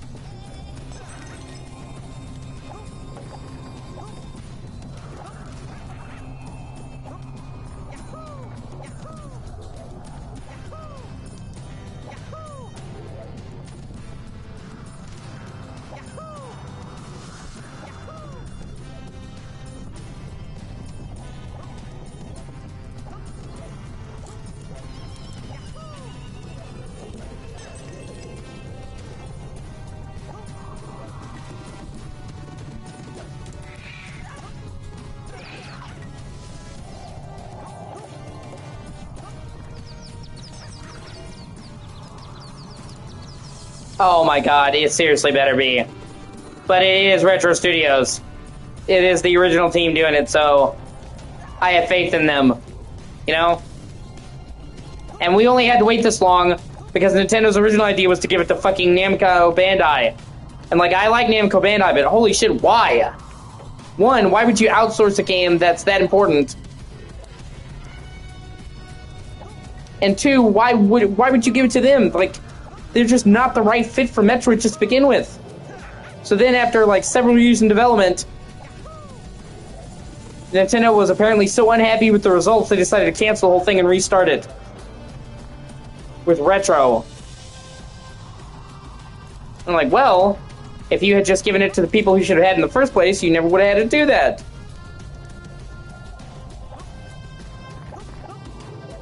And it also shows how fucking Nintendo sucks the dick of some franchises and then pisses on others. They would have never tried to outsource a Mario game or a Zelda game.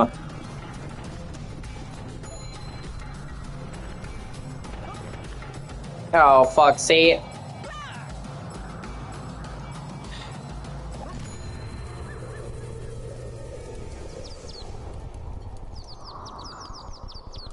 Just like their fucking new sneeze and a new Mario game's out. Whether it's good or not. But we have to wait a fucking decade between most Metroid games. Like, we've had insane waits. A lot.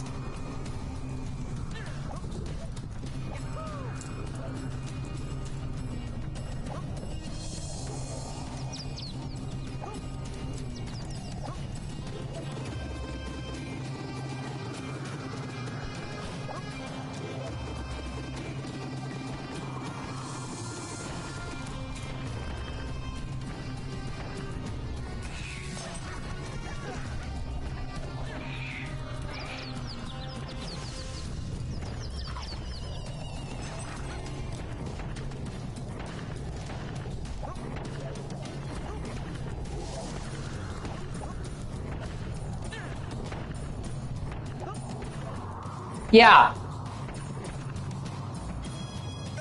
Well, I like them both for different reasons. I really love the first Halo. Halo Reach. But yeah, I played Metroid Prime as a kid myself.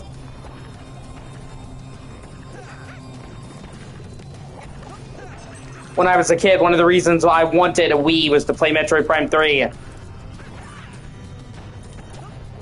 And it was one of the only games that ever made good on the promise of the Wii's motion controls.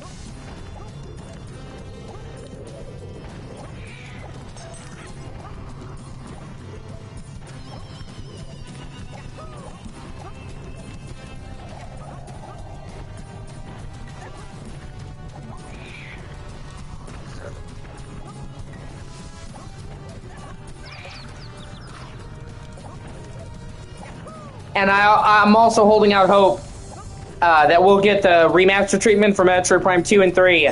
Because the Metroid Prime 1 remaster was fucking incredible. And honestly, it was more like a remake. Yeah. And I would love to get that for 2 and 3.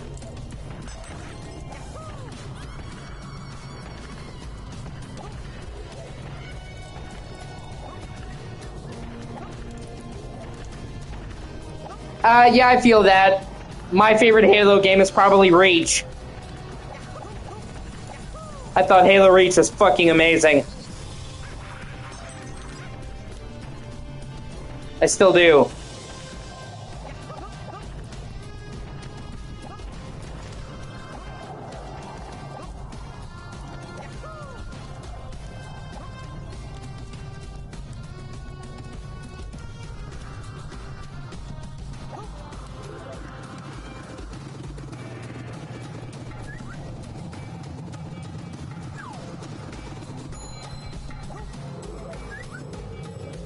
Aha! There we go. Got all the shit in this level.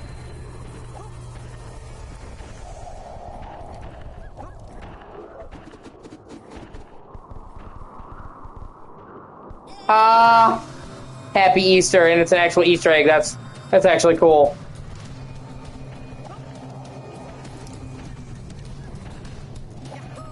Probably, yes. I think it looks really good.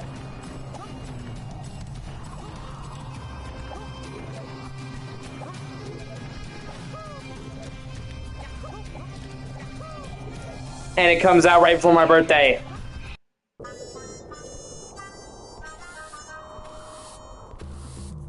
Yeah, but I like Doom Eternal, honestly.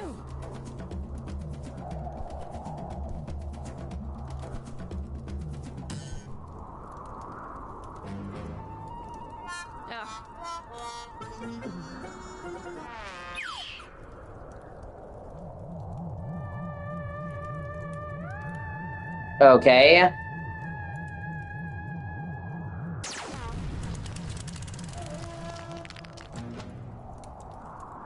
Fucking aliens abducted Cleopatra.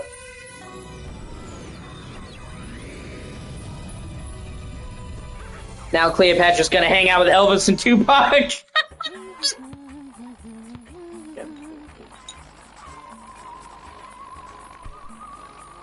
Out of Nevin, please forgive me. Got a Nevin, please forgive me for doing myself to be and if you won't, please forgive me for doing myself to be. Ooh, looks like we're doing a horror theme level next. Fucking awesome. A grave mistake.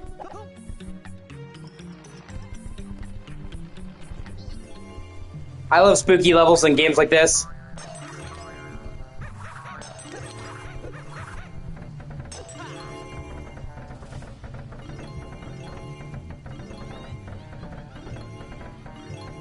I honestly like the level design. It was different, but it was meant to be different. I had fun with it for what it was.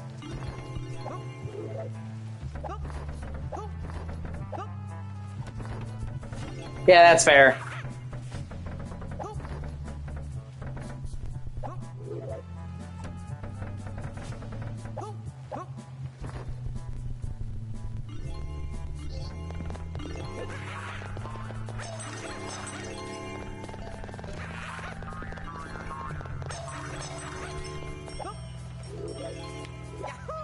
And I mean, they're making the levels. The levels are actually kind of looking sandboxy from what I saw in the Dark Ages. Like, showed him riding a dragon around a level that looked fucking enormous.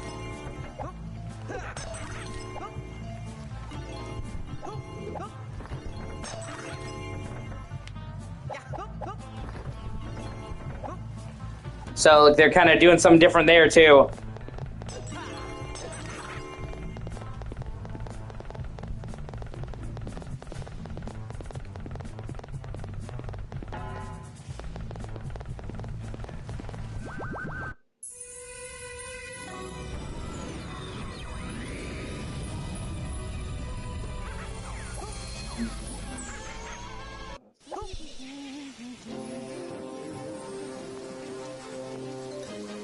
Oh wow, this actually looks pretty cool. See, this is what I mean. I really like the level design aesthetic. That, for me, is what makes this game worth playing.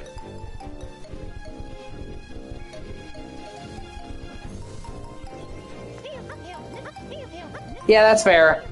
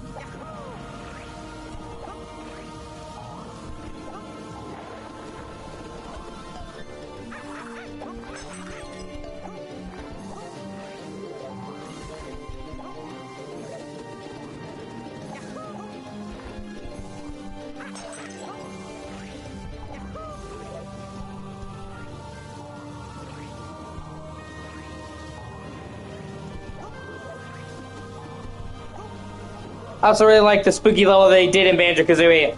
think it's probably my favorite level in the game. I can't remember, but it was a manor level.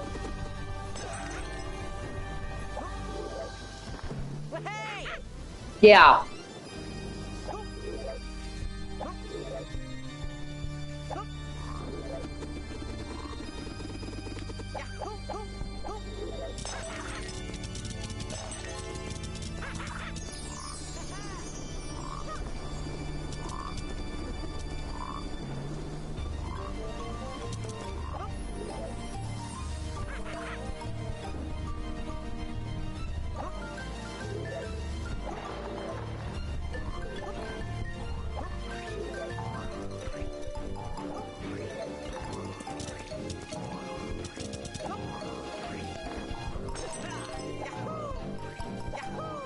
Yeah. The literal spooky level. Yeah, that was great.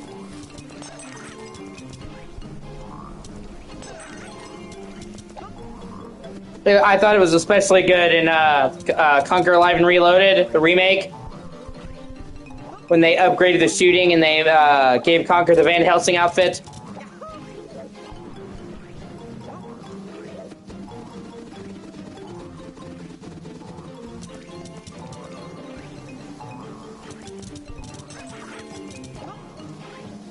Oh, yeah, seriously. Honestly, I don't know if they could release a game like that these days.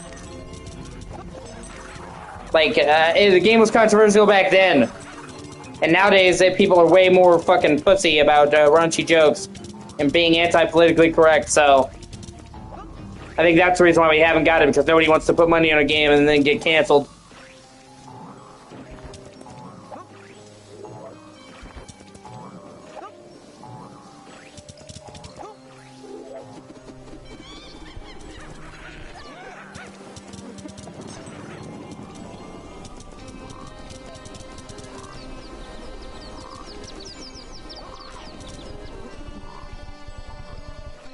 Bobby East. I'll rise again, that's funny.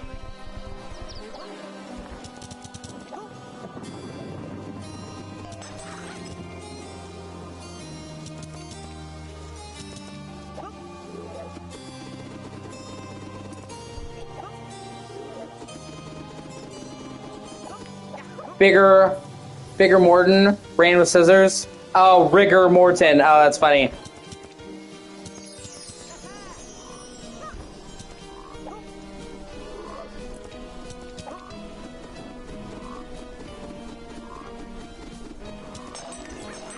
Yeah, but people are so fucking sensitive and butthurt these days.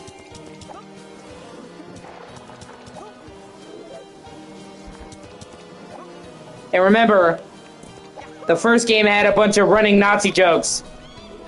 And I don't think that shit would fly today. You're not even supposed to laugh at the Nazis anymore.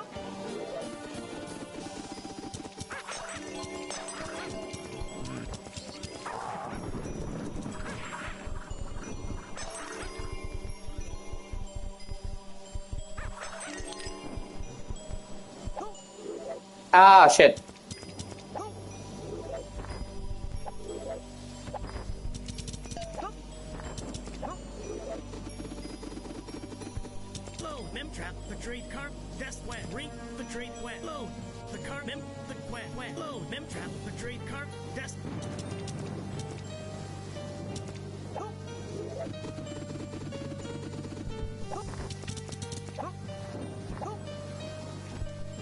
This year is also seeming really big for indie games getting DLC, which is really cool. Normally, indie games don't really get a lot of DLC, and now we're seeing indie games and smaller games get really cool DLC. Fucking Sea of Stars is getting an amazing DLC, and I fucking love Sea of Stars, so I'm really looking forward to that, and it's free for everybody.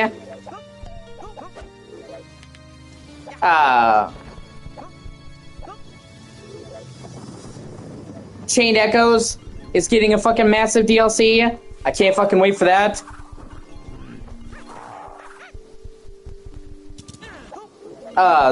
Blasphemous got really great DLC. Blasphemous 2, The Last Faith is getting a huge DLC.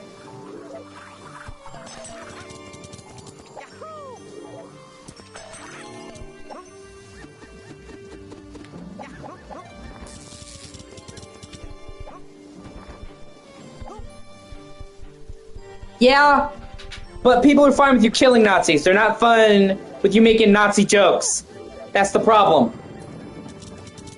They made a lot of tongue-in-cheek jokes about the Nazis, the Tetsis, and the Conquerors, Bad Fur Day. That's the part I think people have umbrage.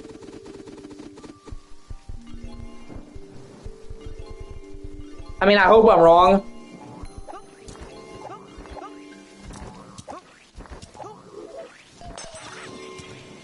Wow, that's some actually really cool level scenery.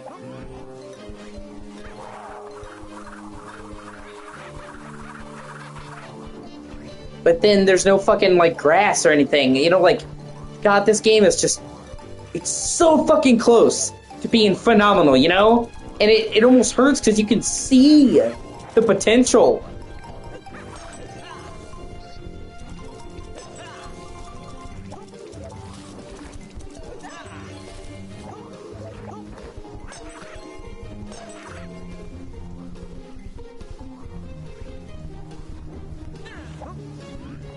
Like, because there's no grass or shrubbery, these, like, coffin grounds areas just seem fucking bare and unfinished.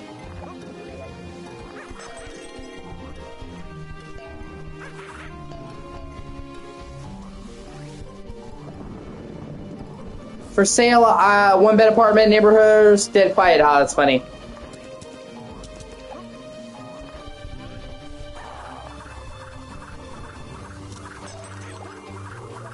Playing this game is almost like a fucking roller coaster for me.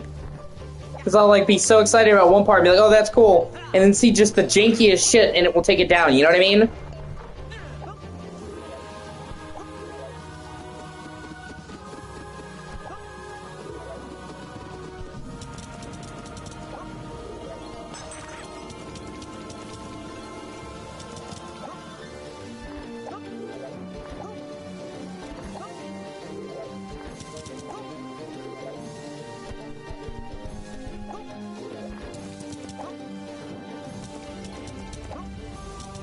Yeah, I mean, I understand they don't have a lot of budget. I'm certain they could accomplish some fucking foliage. Okay? This game came out in like 2023. Even with the low budget, I'm sure they could have managed some fucking grass. Even if it was static. Yeah. You know what I mean? Like, it doesn't have to be fully 3D reacting grass. Like, see, they have, like, vines and shit here, and the vines actually cast a shadow. So you couldn't have fucking, like, more than one bush. Like I said, even if it was just static, it just makes, like, the cemetery grounds seem empty and unfinished. It's weird.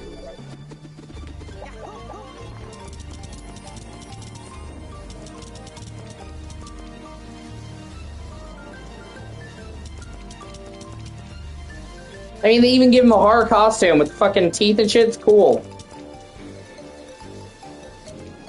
You know, stuff like that really shows me that they care.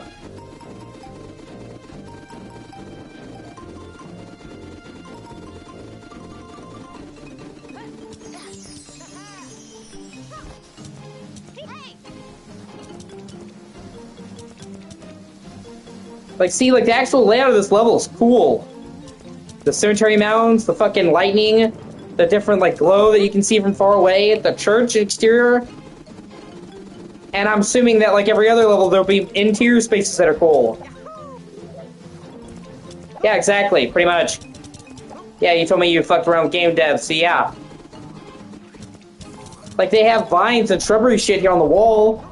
I mean, fuck, even if they, like, let's say they took this texture and they put it on the ground and multiplied it, that would still look better than what's going on, you know what I mean?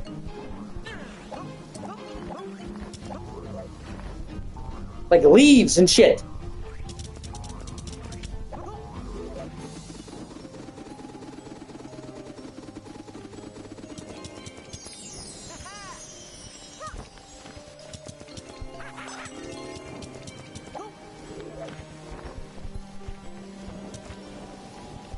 Ah, another Easter egg. That's cool.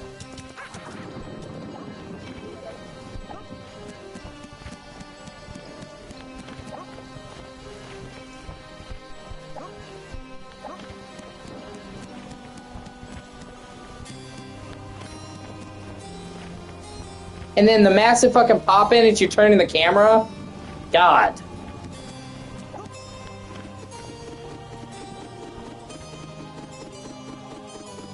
Oh, that's good. That's actually awesome.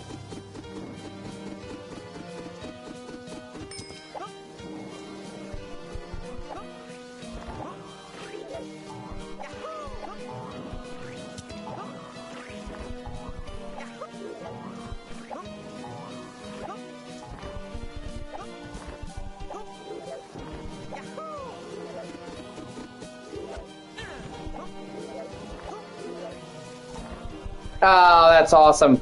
And it sucks that she died. I'm sorry.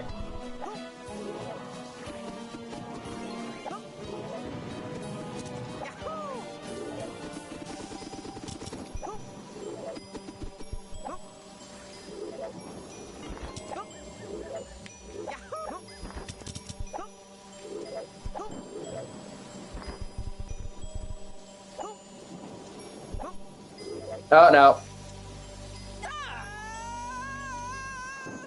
And I mean, they don't even have a fucking thing in the bottomless pit. You know what I mean?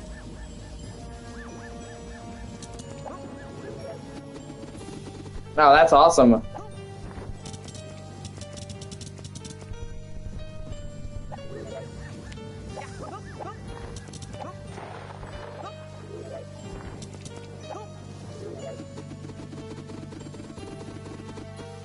Damn it.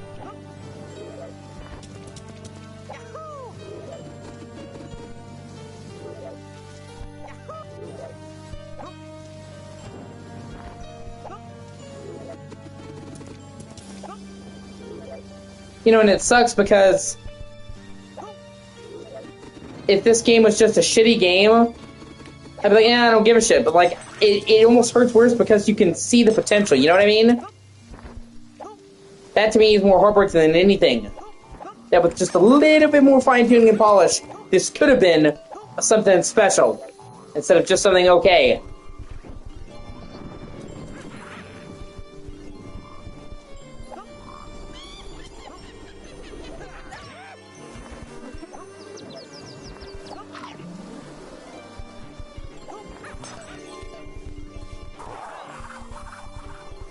Because a bad game is just a bad game. You know what I mean? You see and you're like, oh, this sucks. You're done.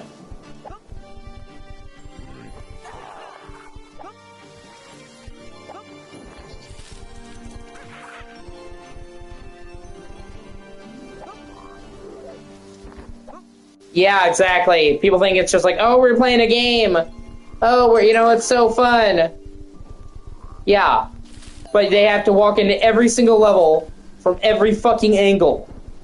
Just mind-numbing things that you wouldn't think of just to test the fucking collision. And they usually don't pay very well from what I've heard. And you work long hours. Yeah, exactly. Like, take for example, Angel of Darkness. Okay? People didn't like that game. People didn't want that game to be fixed just because it was bad. But because people could see the potential in Angel of Darkness. There were moments of brilliance in Angel of Darkness. If it had just been a straight bad game with no redeeming qualities, there would have been a massive fan base dedicated to it, even though it sucked, and people begging for it to be fixed. That's why people remembered it. That's why people thought about it. Not because it was bad, but because they saw that it could have been really good.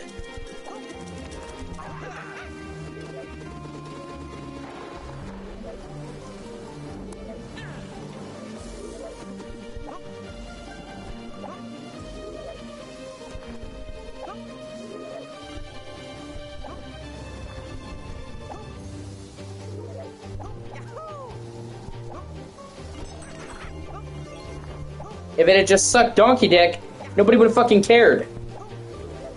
Like, people could see, well, man, if they had actually had time to cook this game, you know? And even now, it's still, like, they made it so much better, they did. And they've already said they're going to be patching the game, and they did with the last Tomb Raider collection. So, Angel of Darkness is already a million times better, and I think it's only going to get better from here. Like, it's only going to get more better. Betterer, whatever, however you want to say it. Yeah, exactly. Either way, Angel of Darkness is now 1,000 times better, but I still think like they're going to be patching it over the next year or so and making it even better.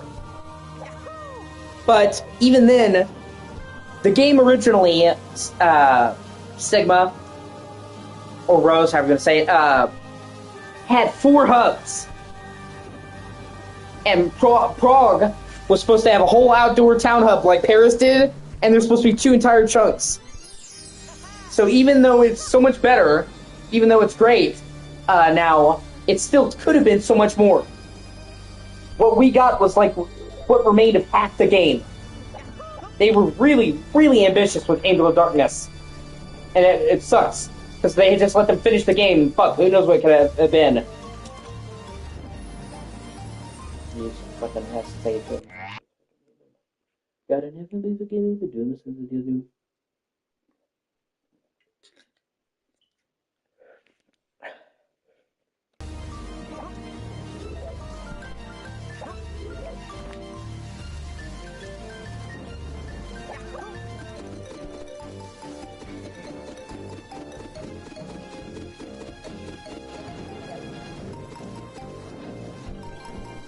And it was all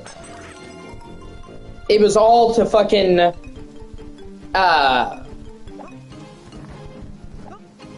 so they could cash in on the movie, and the movie wound up bombing as well. Which they tried to blame. Yeah, exactly. They tried to blame the failure of the second Lara Croft movie on the game. Like, no, if that movie people wouldn't see, they wouldn't matter if the game sucked. And actually, I disagree. I like both of the Angelina Jolie Lara Croft movies. I thought they were both good. And I still think they actually stand among some of the better movie games. They're not fucking Oscar-worthy, but they're just good, solid fun, and they felt like somebody who understood the tone of the games.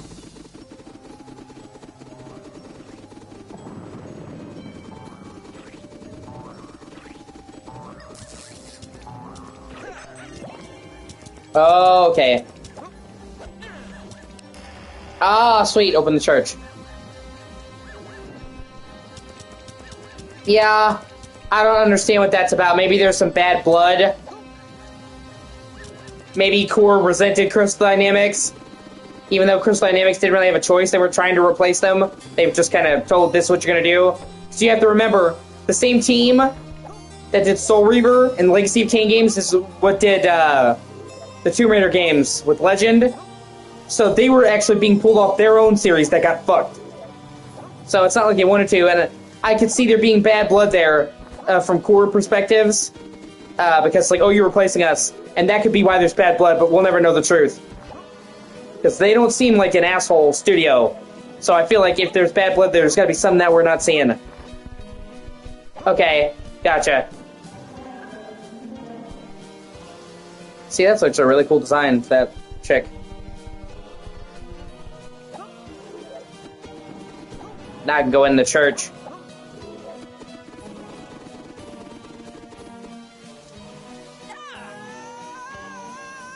Well, after I die, anyway.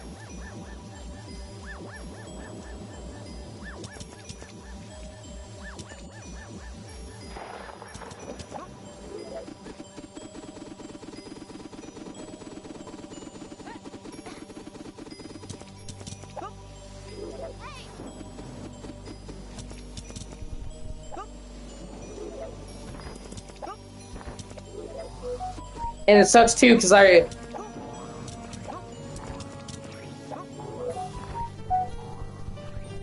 really like the team, you know, Crystal Dynamics. I love the team. Oh wow, interior of the church decks are really pretty.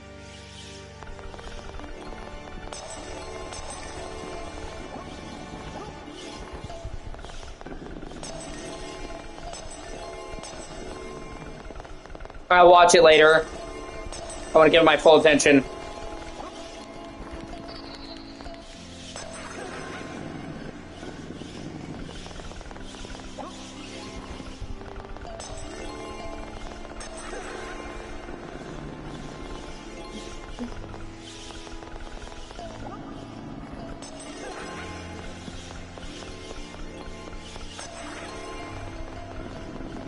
Oh god, that fucker.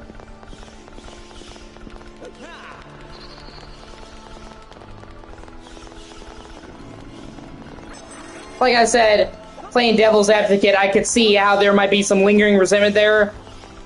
Because Core might have hated Crystal Dynamics for replacing them, quote unquote. So,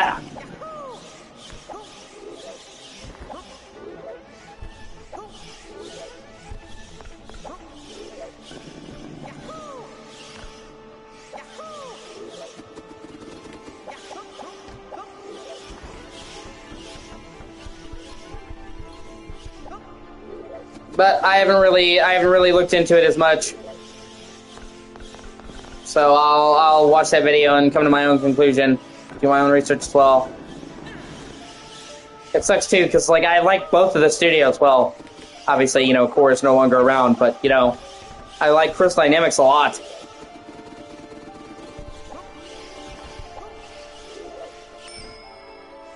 Sweet.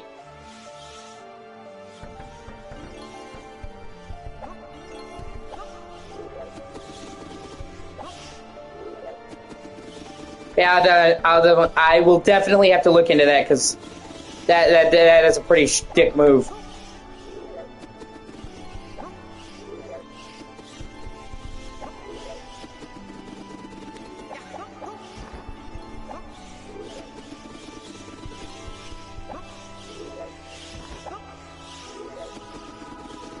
Yeah, I had heard about that. But I didn't think that Crystal Dynamics is why that got canceled. I thought originally that Eidos wasn't happy with it.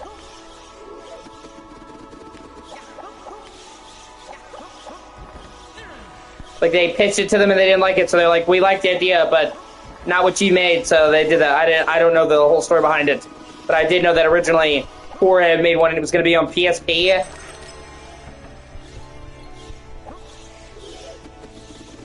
And then people actually found a build of a couple levels working. And it would have been more of a straight remake with better graphics. I'm actually kind of happy that we got the anniversary we did, because I you know, obviously I'm not happy that Core Dynamics Core got fucked over, but I really, really like Tomb Raider Anniversary. Probably my favorite Tomb Raider game overall, actually. It felt like this perfect blend of the improved gameplay of Legend and the levels from the Tomb Raider 1. Like it, I love Anniversary.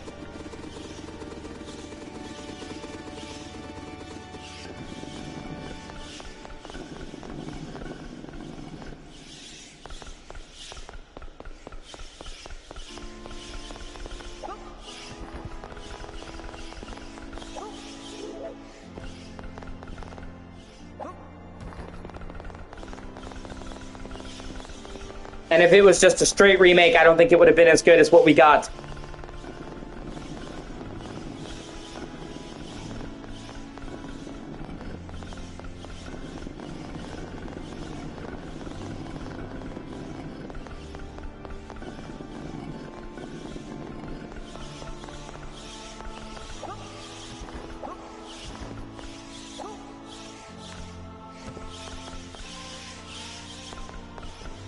One must face away from there. Oh, okay.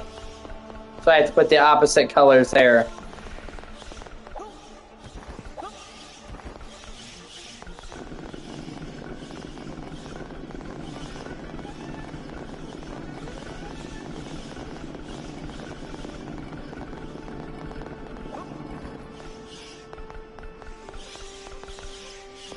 Okay, so this one should go here.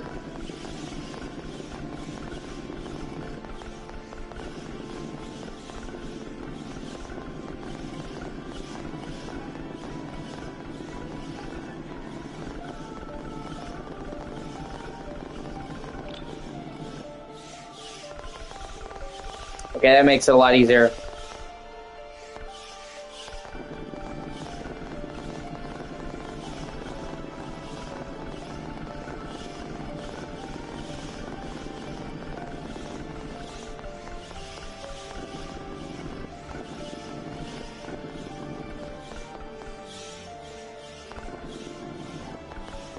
That should be right. Hmm.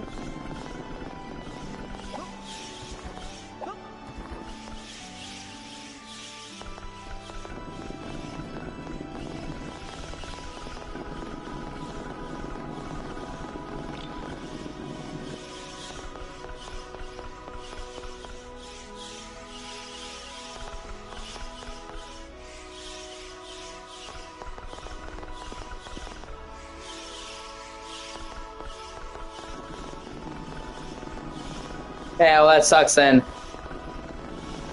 I don't like that. But yeah, I do love their games.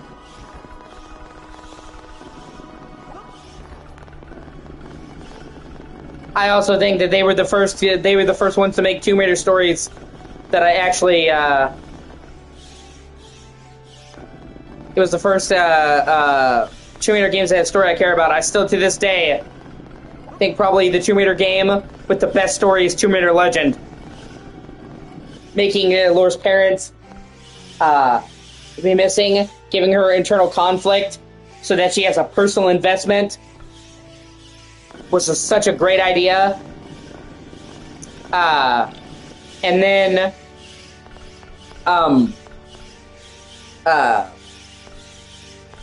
giving her Zip and Alistair constantly playing off her ears so that they could have actual stretches of dialogue between the two characters, and the relationships were really cool. The relationship between Laura, Zip, and Alistair was really, really, really well done.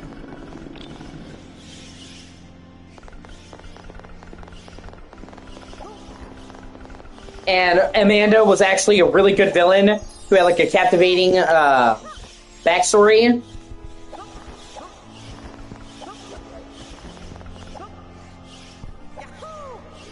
And out of all the voice actresses for Laura, I like pretty much all of them. I don't think they've ever had a main actor for Laura that I didn't like. But I think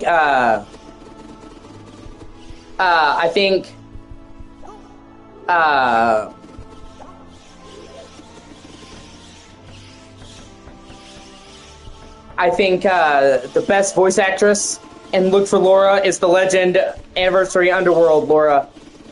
And the actress Keely Hughes, I fucking love her voice. And she's added something to the role. She has my favorite scene of any Laura anything. At the end of Tomb Raider Legend, she's sitting there for Amanda and she finds out her mother might be alive. And she's sitting there and firing the gun. Where is my mother? And it's like you just, like the acting, the culmination of it, the fucking sheer rage in her voice. Fucking spectacular.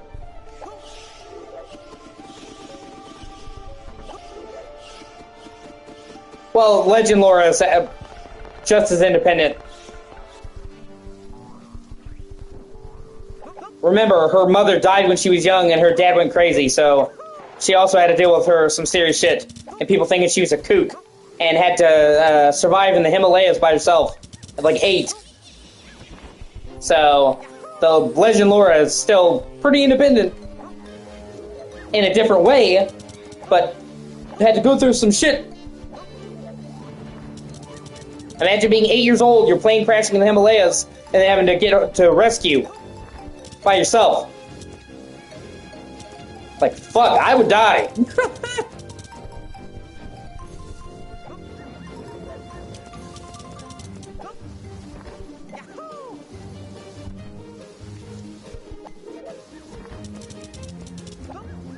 Plus, oh my god, I love what they did with Croft Manor and Tomb Raider Legend and Anniversary. Yeah, exactly. So, like, you know, yeah, exactly. I thought that was a really cool way, you know, and it gave her a personal connection. She wasn't just obsessed with the past because I just want to go tomb hunting. She was, you know, obsessed with the past because she didn't know about her own. Like, I thought it was clever. It's different, but it still felt good.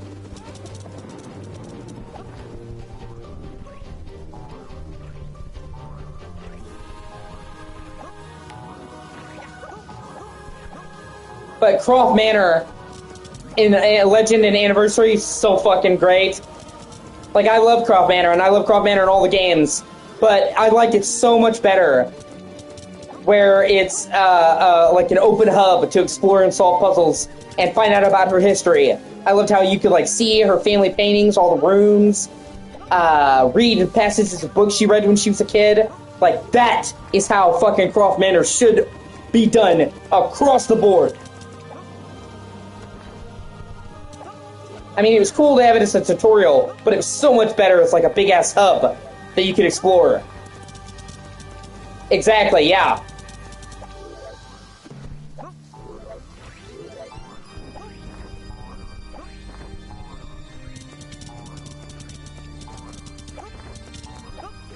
Although I also really did like, it was DLC, which kind of pisses me off, but I really did like the Croft Manor,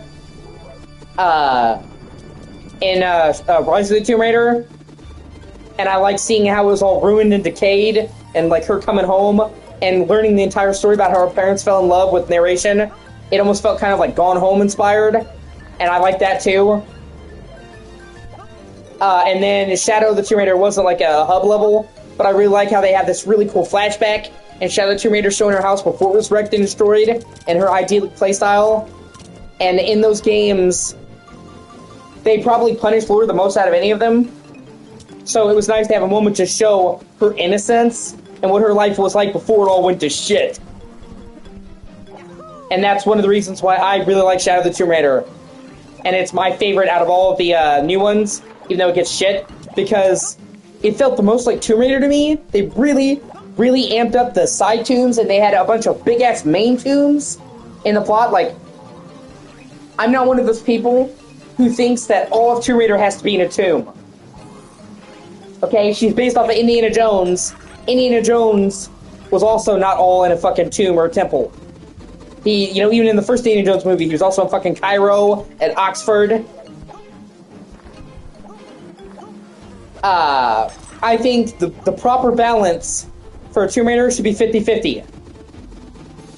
Yeah, well, I'm saying that's the idea of the Croft Manor, and of course it actually had more gameplay with her having to look around in the dark and explore and jump and platform around the house. I'm just saying that it felt like inspired by that, like piecing together a story of her parents. I thought that was cool, and they had a lot of voice work from her parents, who normally don't get that much screen time, showing exactly how they met and their relationship. And I, as an avid fan, I love that shit. And I love how you have one mode that's entirely combat-free, and then another where it's the manor, but it's fucking zombies. So it's like, here's two different experiences for you. And I thought that was cool shit. But, Shadow of the Tomb Raider felt the most like the classic Tomb Raider to me, because, they had way more tombs, and they were integrated into the main story and were really good. They had more of a focus. Yeah, exactly. They had way more of a focus on puzzle solving in Shadow of the Tomb Raider, and I just really like Shadow of the Tomb Raider.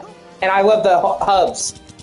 I mean, they weren't open world, but I liked how you could actually wander around the towns as Laura and talk to people who do actual side quests. Like, collectibles are fine, but there should be actual fucking side quests in Tomb Raider that's not just collecting relics and shit. And I like how, like, you know, she actually is diving into the civilization, you learn about them. And actually learn about the characters, and they flesh out the supporting cast.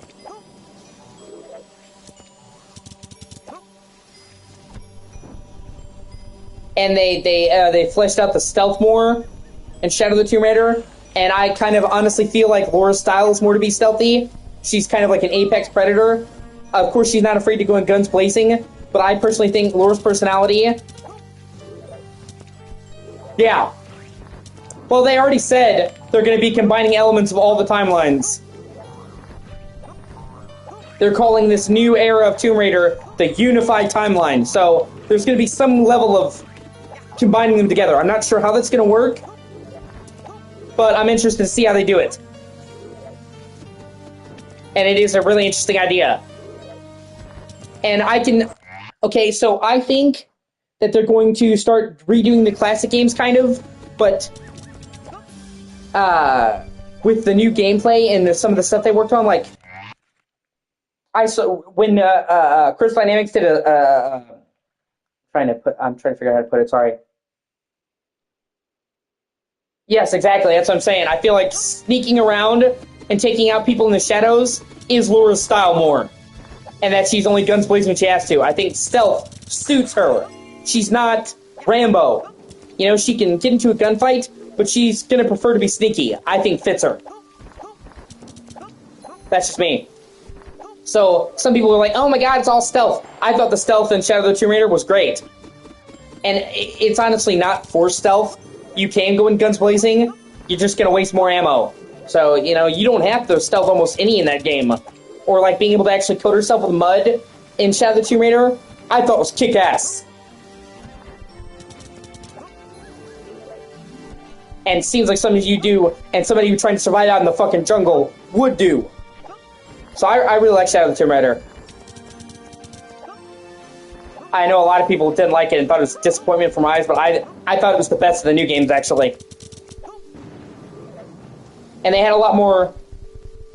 Yeah, exactly. But no, so Shadow of the Tomb Raider undersold according to Square Enix's expectations. And I say that because Square Enix has weird expectations. Tomb Raider 2013, for example, was by far the fastest selling and highest selling Tomb Raider ever, and they still said it was a disappointment. What? So, them saying it did meet their expectations doesn't mean much. They put Tomb Raider on ice. But then, you know, when Embracer bought them, they're like, okay, we're doing Tomb Raider again, and they told everybody. They made it sound like, to me, and this is not confirmed, but this is what it seemed like to me, like their next Tomb Raider game is going to be a remake of the first game again. But, like, reimagined with the new Laura and the new mechanics. So the same levels, the same general plot, Natla, but modernized gameplay, probably town hubs and side quests. And honestly, I would freak the fuck out and lose my shit if that's what happens. I would be like a schoolgirl. Imagine the Shadow of the Tomb Raider gameplay with the story and levels of classic Tomb Raider, but expanded. That would be fucking phenomenal.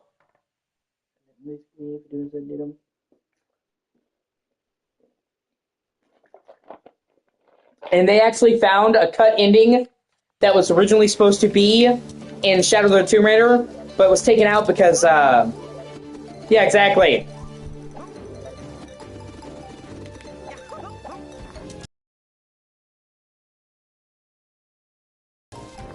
They found a cut ending that actually was supposed to be in Shadow of the Tomb Raider, and it's believed that they took it out because after the sales of Shadow of the Tomb Raider didn't meet Square's expectations, they put the series on ice before Embracer bought them and got them to work again. Where, you know, the game ends exactly the same way, right? Where Laura's sitting there in her family's office, but she looks to her desk and sees a letter from Natla Industries, heavily implying that they were going to segue right into Tomb Raider 1.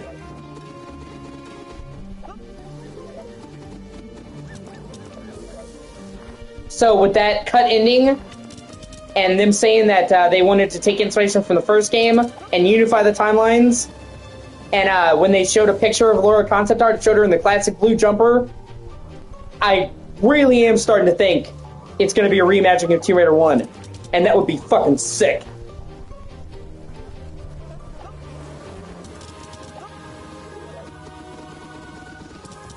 And there's so much potential there. Imagine, you know, she goes to Peru, and she actually, like, she still does all the stuff she did before, you know, the Lost Valley, the Vilcabamba, but she hangs out with the townspeople in the native village, you know, because they showed, like, there was, like, in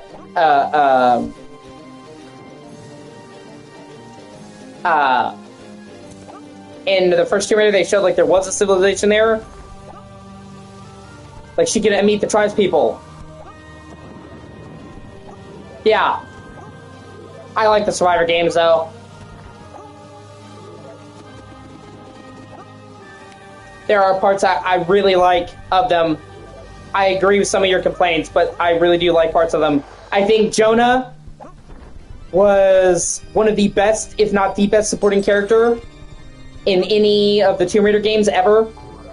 his relationship with Laura was so genuine and heartfelt, and I loved every scene of Laura and Jonah together.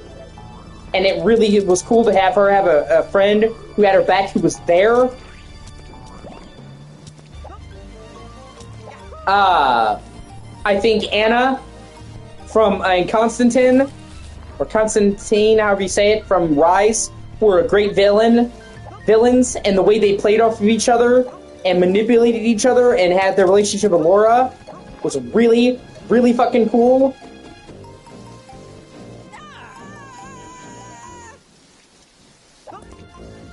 You know, whereas most of the time in the classic Tomb Raider games, the villains kind of sucked.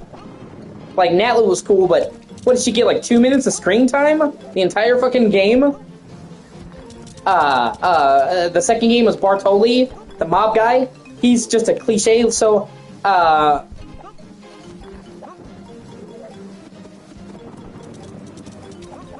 like that, you know?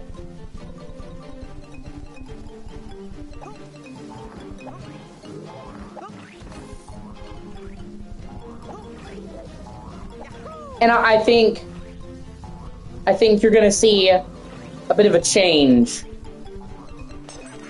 Because I think a lot of the decisions of the Tomb Raider games that people don't like were caused by Square Enix, you know what I mean? Like, I don't even think fucking Crystal Dynamics wanted to put multiplayer into Tomb Raider 2013. They just did it because Square was like, oh, no, people love that. And then they never did it again because nobody wanted it and it fucking sucked.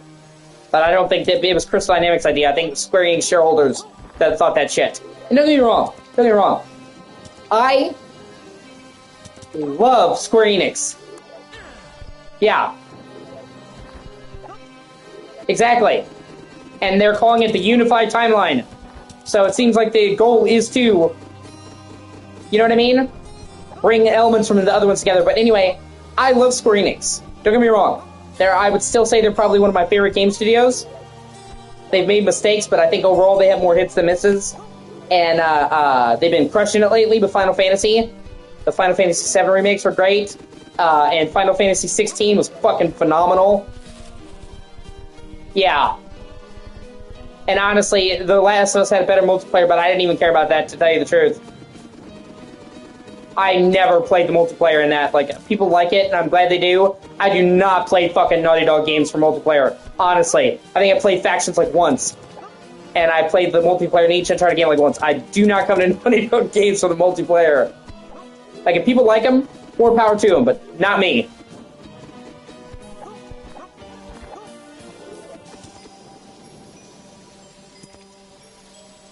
Yeah, exactly.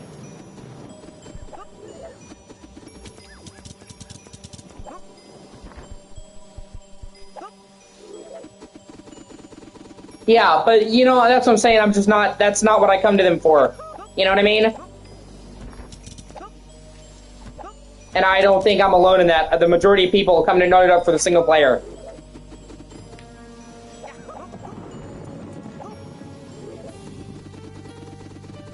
Yeah, I'm not normally either. I'm glad you liked it. It's just not my cup of tea. But that was the rare exception. How many times can you think of, right, where somebody released multiplayer mode for a predominantly single-player series and it didn't suck dick? If anything, Factions is the fucking exception. You know what I mean? That proves the rule. You know what I'm saying? Like, Factions was a rare occurrence. Most of the time, they take a series known for single player, and they make add a multiplayer mode. It sucks. Like Crisis 2. Crisis 2 had a multiplayer mode, and most people don't even remember that because it was so fucking forgettable.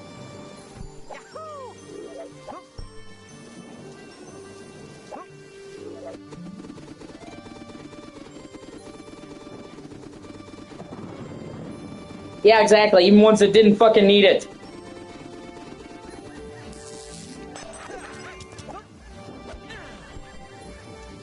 Not every fucking game needs a multiplayer mode tacked on. You know what I'm saying? Like, it's okay. You don't have to fucking put one in every game.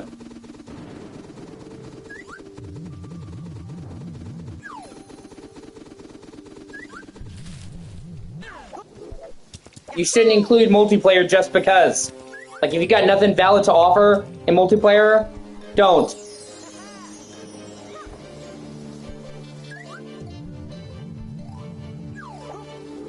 Like, if you're adding multiplayer just to add fucking multiplayer, you're already wrong.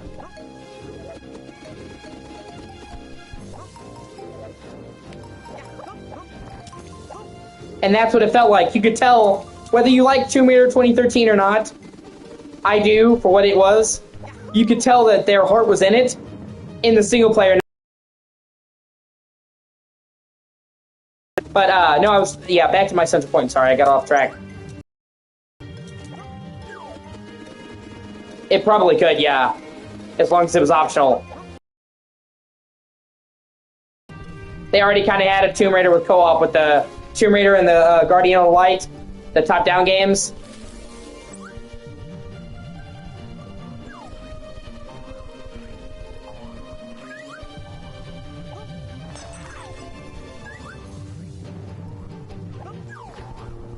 I don't really care as long as they don't make it required.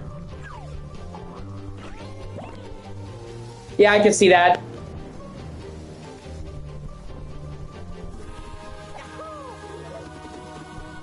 Like I said, as long as it's not required, I'm fine, you know?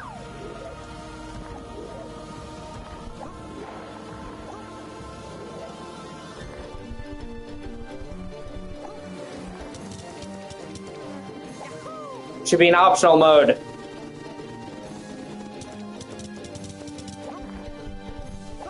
Because make no mistake, a co-op mode can be cool, but I always say to know your audience. And the majority of Tomb Raider's audience are single player. So that should always come first.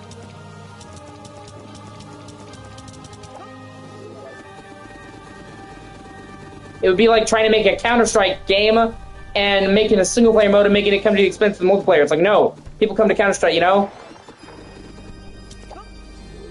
Why wouldn't you be able to play Split Fiction?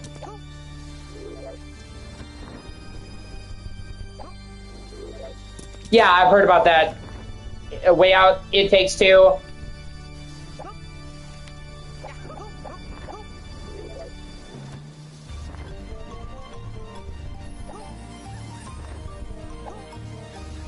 Yeah, that is true.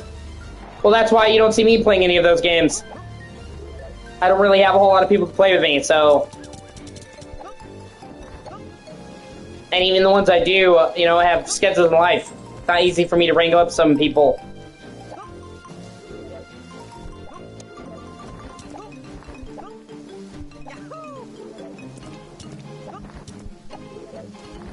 Like, Max, if he could, would pretty much play any game with me, but he's in Australia. He's literally 15 hours ahead of me. Like, he's pretty much in the next day, before my day is halfway through. So, trying to line up a time for us both to play a game is really difficult. Okay. Yeah, I feel you there.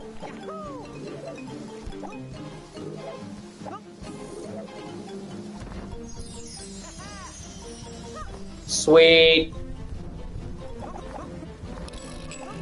That's everything in this level.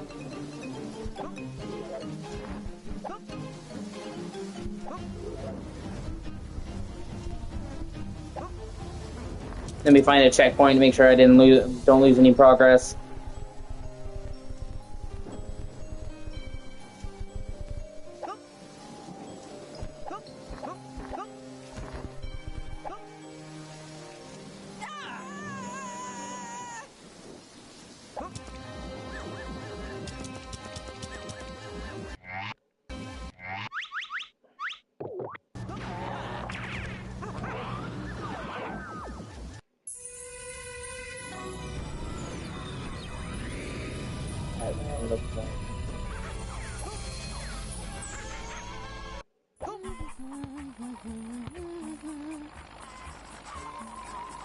Yeah, pretty much. But ultimately, I think what they've done is smart. You know, they're trying to find a unique part of the market. You know what I mean? And I feel like that's what they've done. They found their niche, so I respect them doing their thing.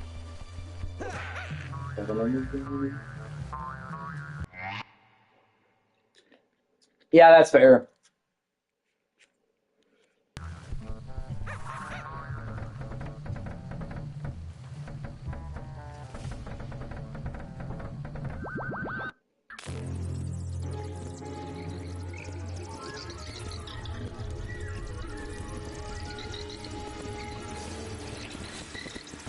What in the Castlevania?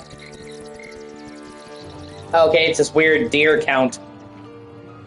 Okay, well, that's the first time I've seen, like, a deer vampire.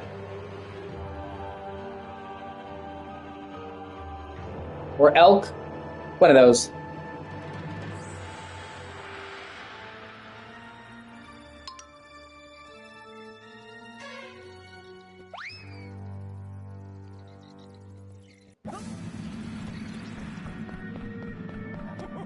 Vlad the Impala. Oh, it's an Impala. That's a funny pun.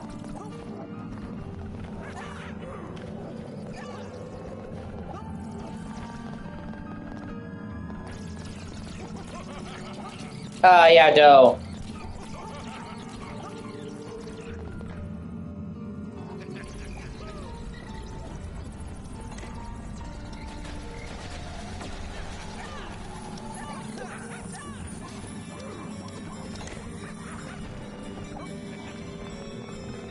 I have no idea what the fuck I'm supposed to be doing. Yeah.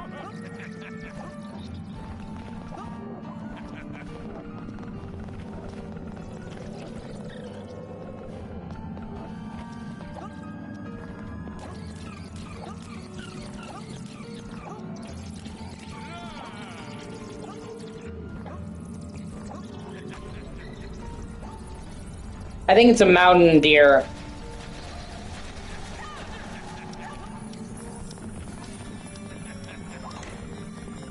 Oh, that opens the sunlight and then I have to run him into it. Okay, now I understand how to beat this fucker. See, like, the boss battles in this are not half bad. They are actually some thought. Where even other platformers that I like, yeah, even other platformers that I like Spyro, the boss battles in the classic Spyro games suck donkey dick.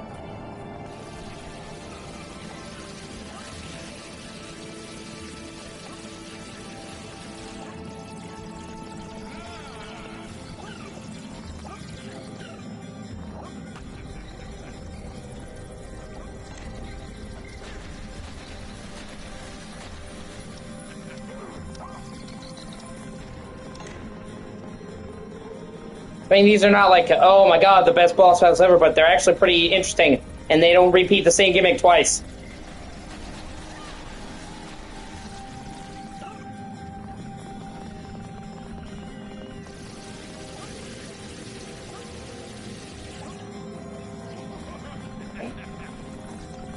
I have no idea.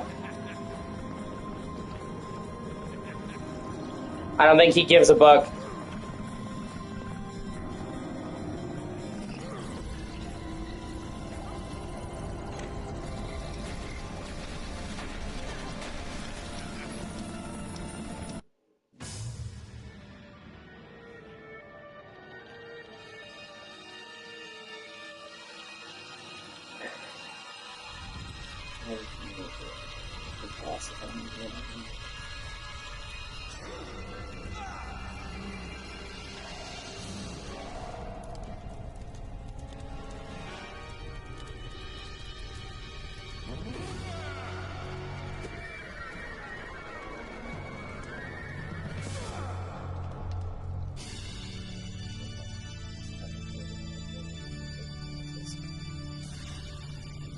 That is the need for doing my sense of fucking views and do them.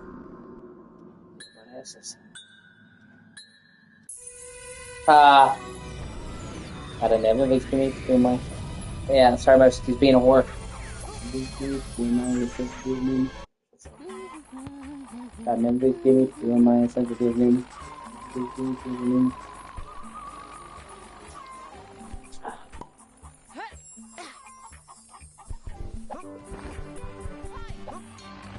What is he?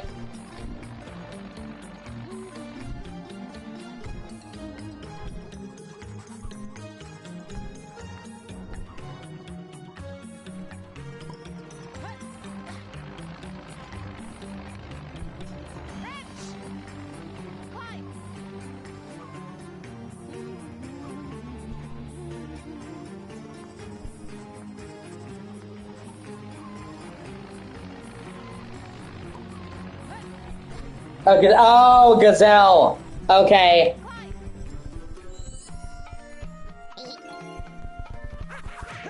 It's just when you see gazelles, they're not walking on 2 feet, you know what I mean?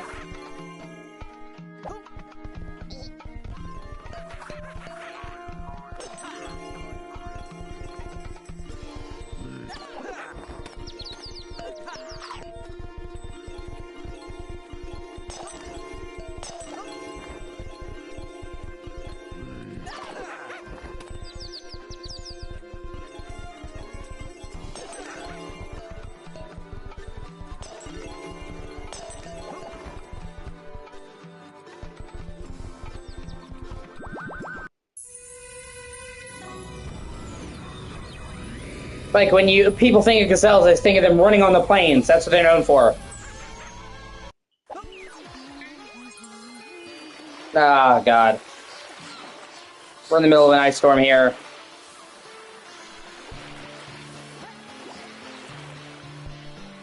Oh, this place is cool.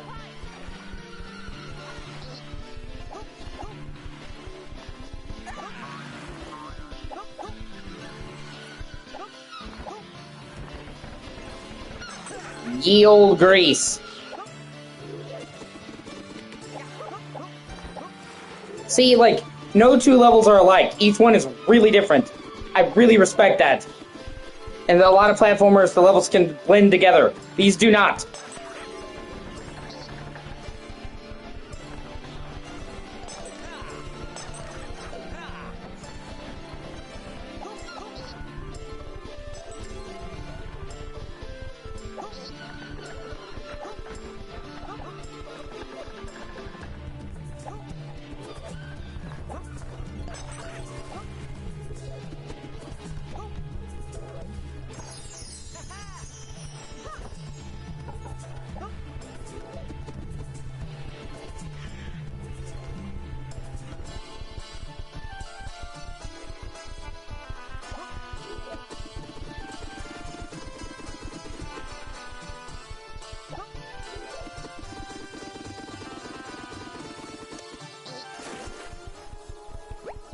Yeah.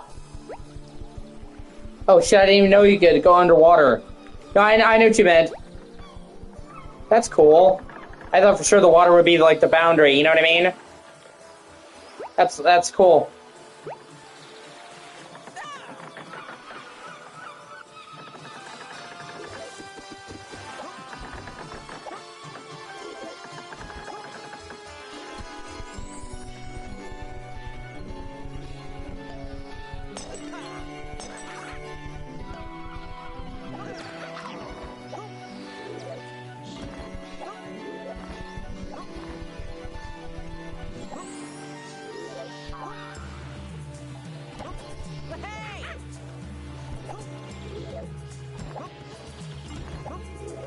Yeah. I love it's done right, I do. Some games underwater levels annoyed the fuck out of me. Devil May Cry 1!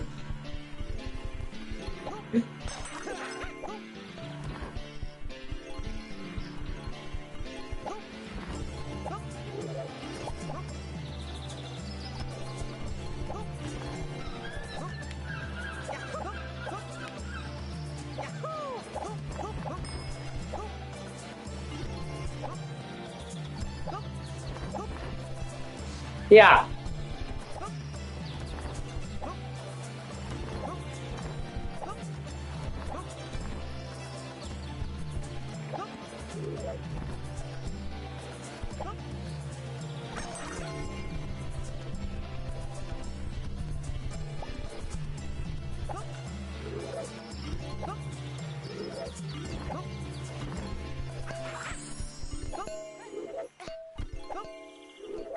Yeah, it's just super clunky and hard to figure out where the fuck you had to go. At least for me it was. And just did not need to be in the game. It didn't really add anything. You could completely remove that from the game and you would not miss shit.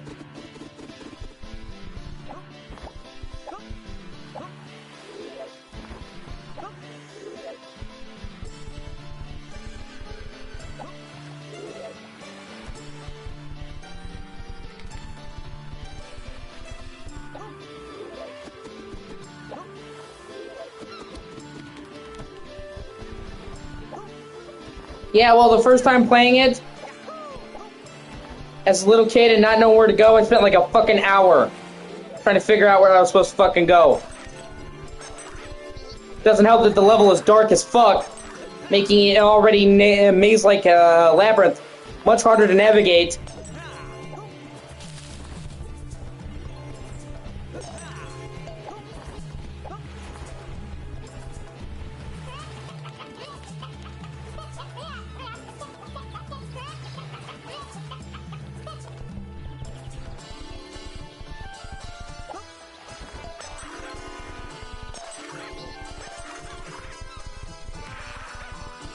And the fucking underwater level in Ninja Gaiden is the only part of that game I don't like.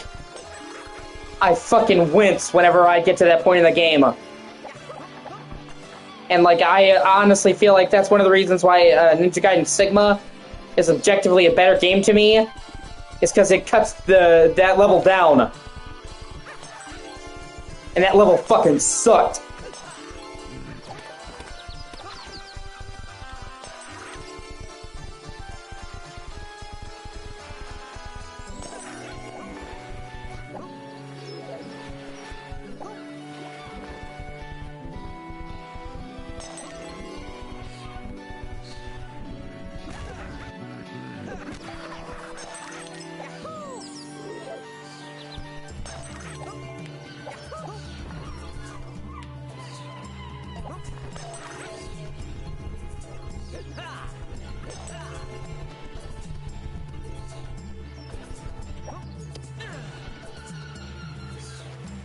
There we go.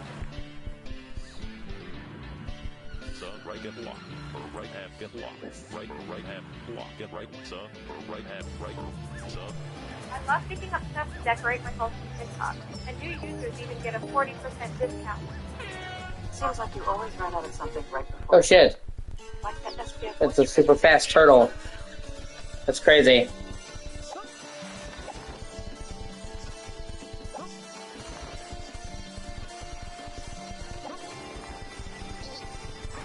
It is one of the longest chapters in the entire fucking game. It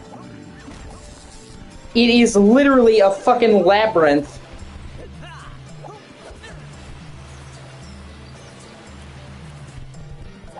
Where you're coming out in all parts of the city and you're getting swarmed by fucking enemies from all sides. And the camera maneuvering in that game sucks ass. I fucking hate that level. And it comes like right as the game is paced. Yeah, that's what I'm saying. Have you played the original Ninja Gaiden or just Sigma? Because in the original Ninja Gaiden, you really couldn't do that.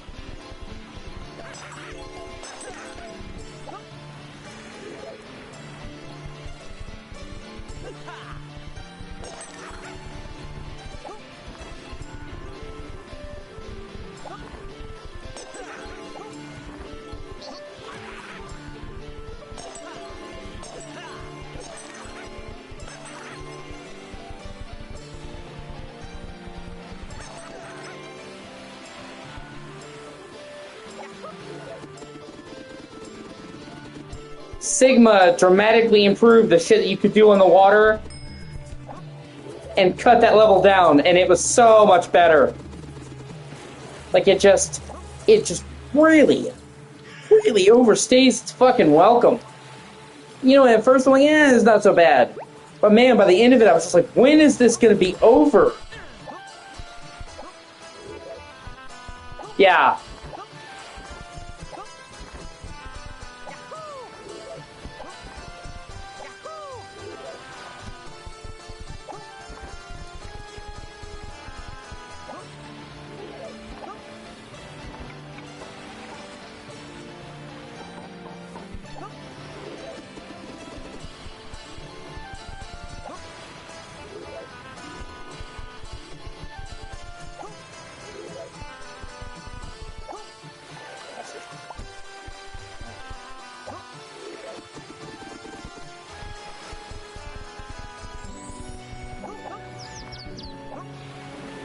Like, I wouldn't have minded it so much if it wasn't just so fucking drawn out.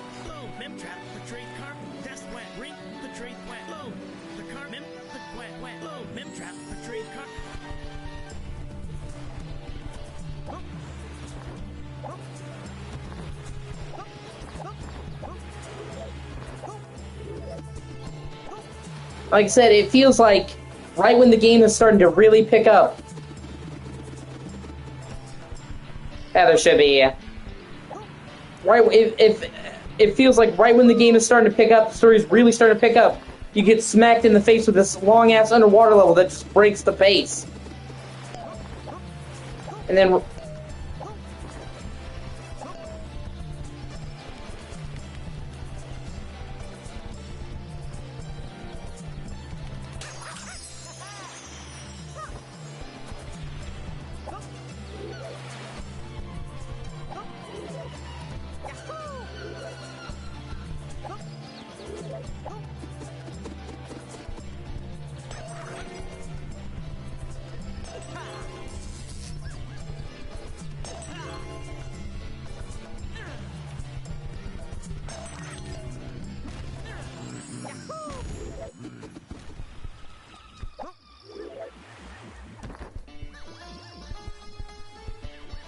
Right, get locked.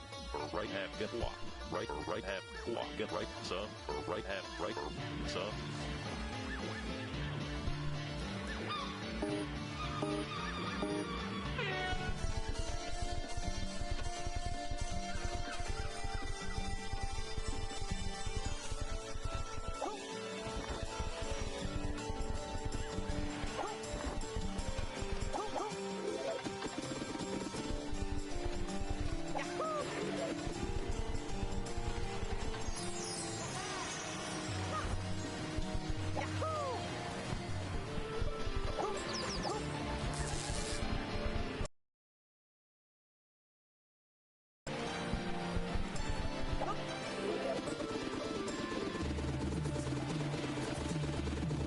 I'm also not really a fan of them making Rio Abusa to the sideline.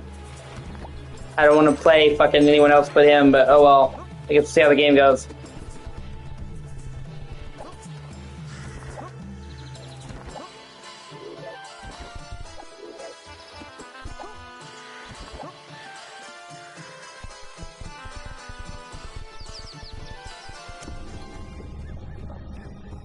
Oh shit.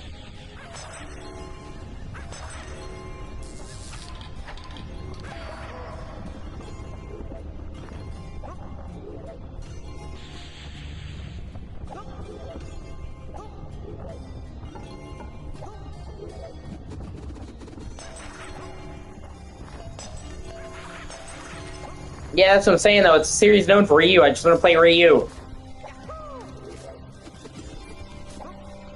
And overall, I'm tired of this trend of taking game series known for one character and then replacing them. You know?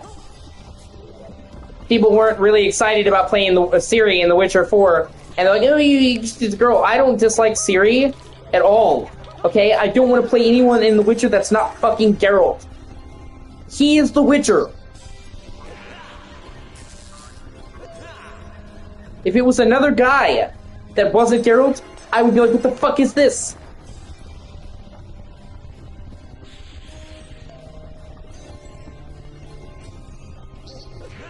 You know, it'd be like making a fucking Alan Wake game without Alan Wake.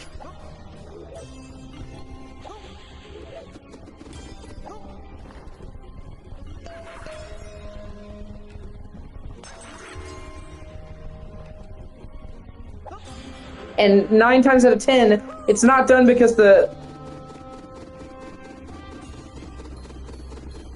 times out of 10, it's not done because they have something new to say. It's because they want to co-opt the franchise.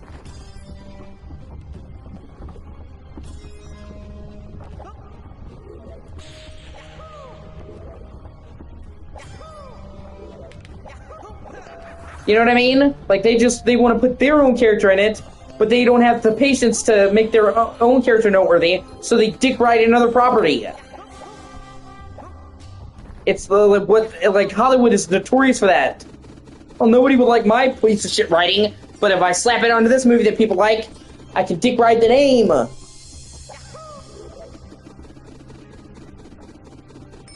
Like, no. Stop.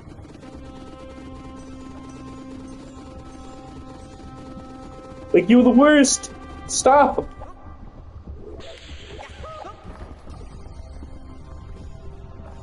Oh, shit.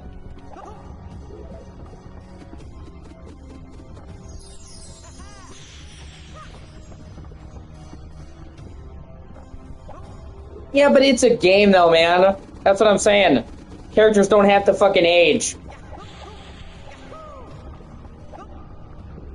And if you get them to the point where you're gonna retire the hero, just retire the fucking series.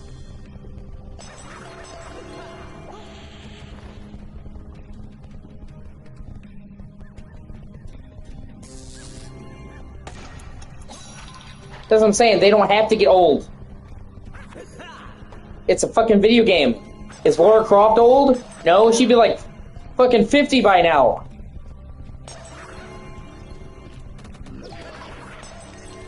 I also reject the notion they have this stupid fucking idea in comic books where Batman is a mantle, Spider-Man's a mantle. No, fuck you. Spider-Man is Peter Parker. Batman is Bruce Wayne. Suck a dick. I don't want anyone else to be Spider-Man that's not Peter Parker. And I like Miles Morales.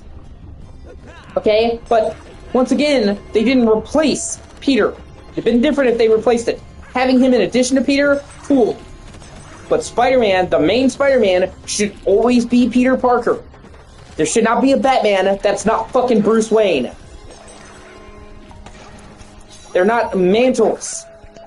You know, certain comic books can get away with that. Green Lantern, they built Green Lantern into the idea of it being a mantle, of there being a revolving cast. Okay, so you switch Green Lanterns there? Cool.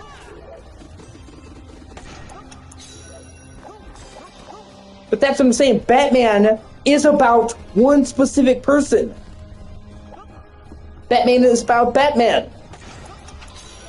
So we're having Bruce Wayne for 70 fucking years, and now all of a sudden, it's not really just about Batman anymore. No.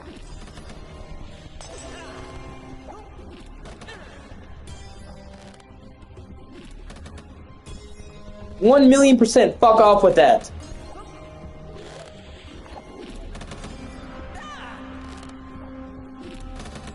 Ah, fuck.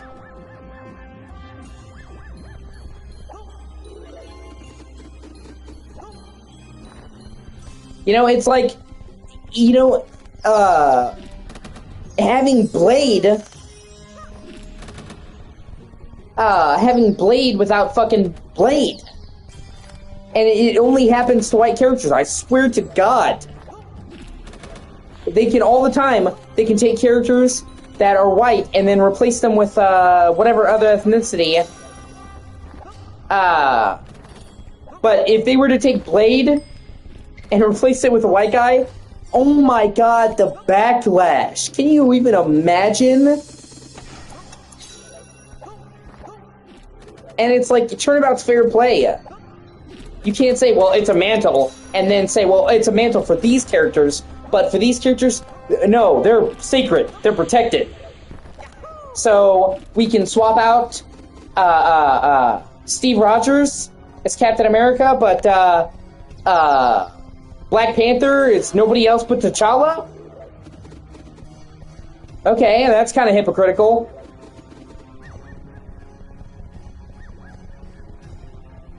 I thought it was a mantle. I can't wait to see Black Panther by a guy named Steve.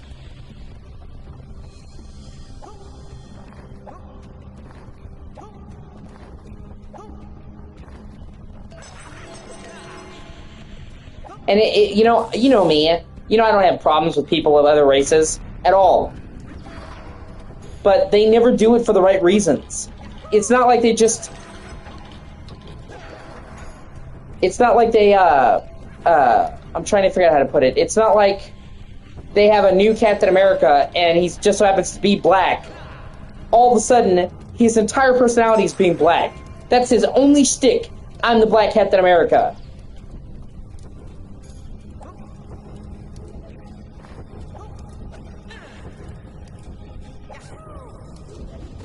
And honestly, it's stupid because the Falcon doesn't need to be Captain America. The Falcon is good as the Falcon. Why does he need to be Captain America? He's not. He's the Falcon. Lots of people actually like the Falcon. I like the Falcon. But he was good as the Falcon. Like, he stood on his own. People liked him as his own character. He doesn't need to dick ride Captain America. And I'm not even saying that, you know, because, oh, it's a black character. That other guy that they introduced in Falcon and the Winter Soldier, he was testicular cancer. So it's not like, oh, I want another white guy to play it. Like, I don't want anybody who's not Steve Rogers, you know? Or fucking Wolverine. Wolverine's gonna be X-23. Okay, first of all, I like X-23. She can be her own fucking character. She doesn't need to replace Wolverine. Like, come on. There's only one fucking Wolverine, man. She had her own comic book first. She doesn't need to be the new Wolverine. She can be her own thing.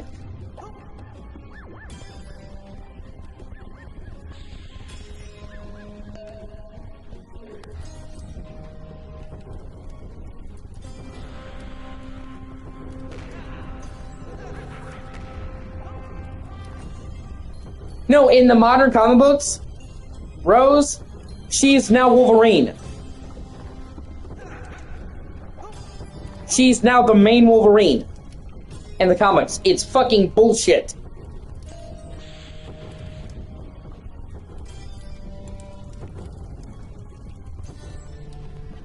It is the dumbest shit.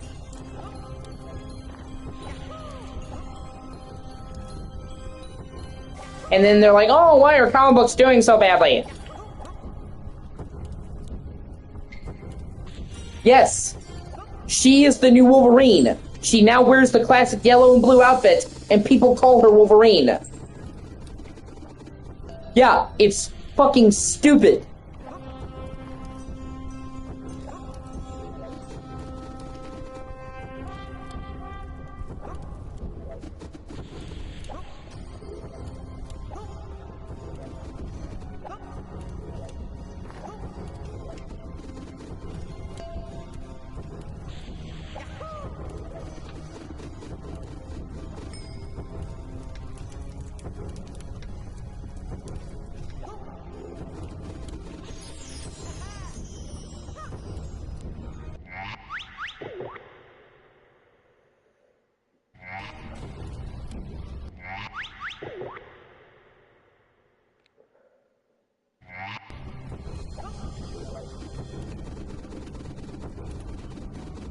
Like, I hate it.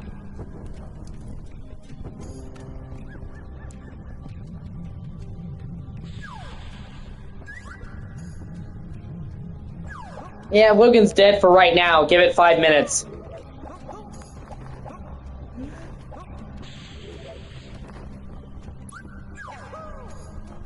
I just want to see, you know, I want the characters to stay the fucking characters.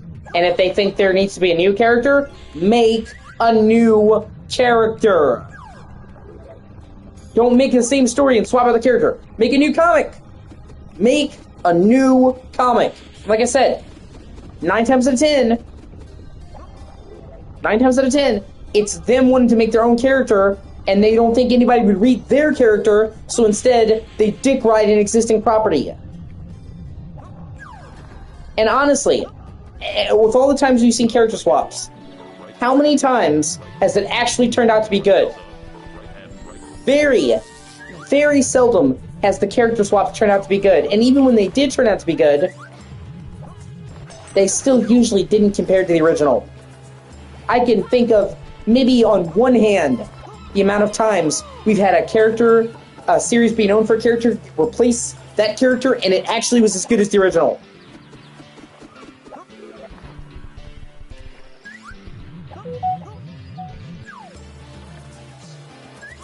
Yeah, I'm saying 9 times out of 10, it's fucking bad.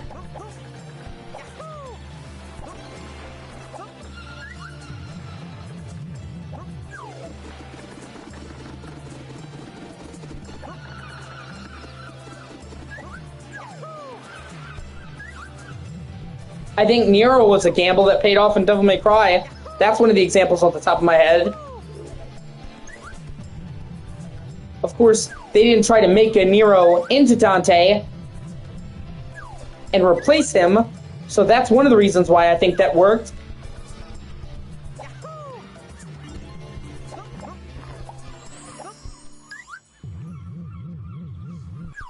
Yeah, well, I don't. It's very rare to convince me to not like a character in a series that I love.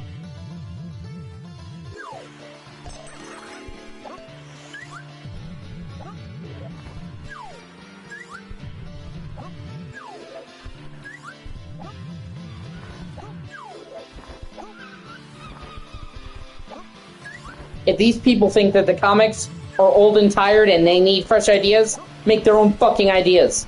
Don't hijack something else that's existing.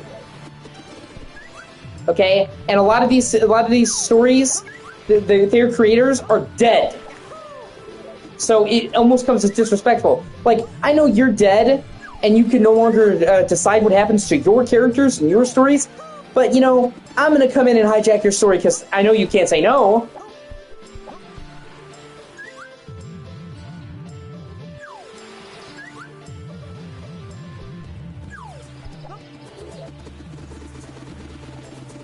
Which, frankly, is bullshit.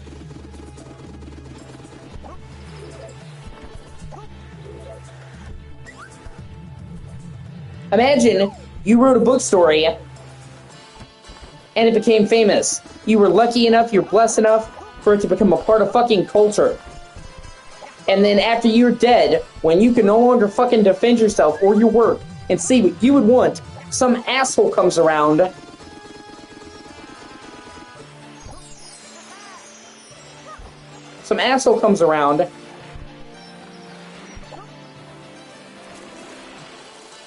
and then says, I'm gonna do whatever I want with this, and does something that would have been nothing like what you wanted.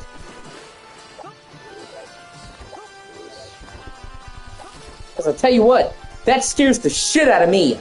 I want to write. I have a ton of ideas.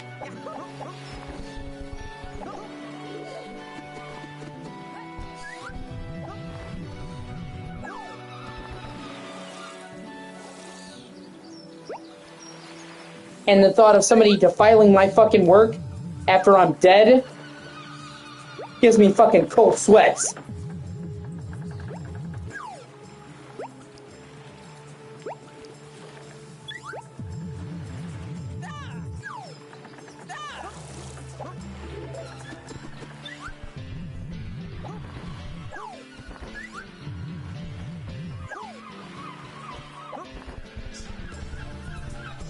Yeah, and most of the time, though, okay, most of the time, it's people coming along after the fact who just want a new character. It has no fucking involvement from the original.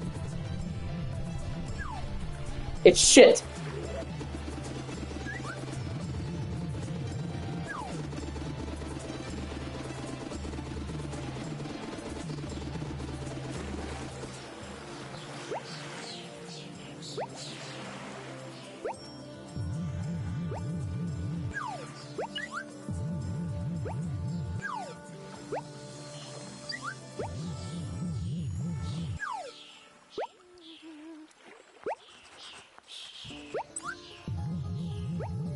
Like, do you think that fucking Robert Jordan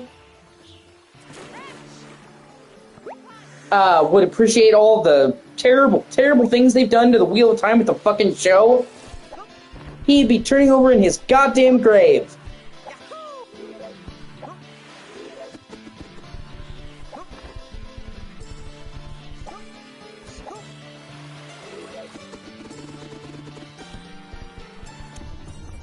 Or fucking J.R.R. Tolkien would be happy with what they did with the fucking Rings of Power.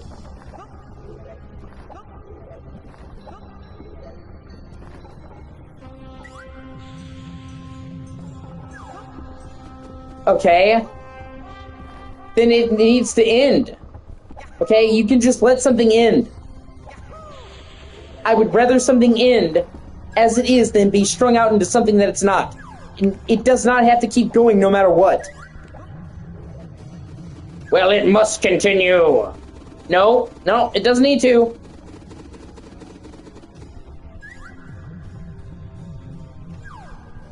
And honestly, like what? Like the last 3 fucking Toy Story movies have been the last fucking Toy Story. If you're gonna end fucking Toy Story, end it. Don't tell everybody, oh, this is the last one, and then fucking bait them.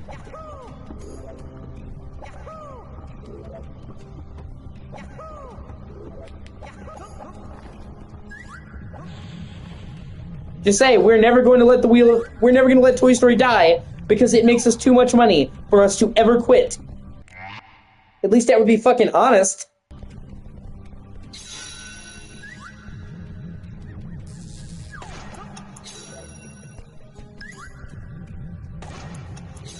And it's almost never done because I have an exciting story that I would like to tell. It's money.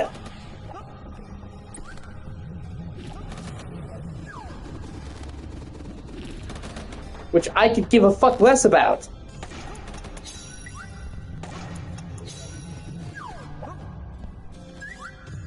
If these people and not dick ride somebody else's work. So that's what they're doing.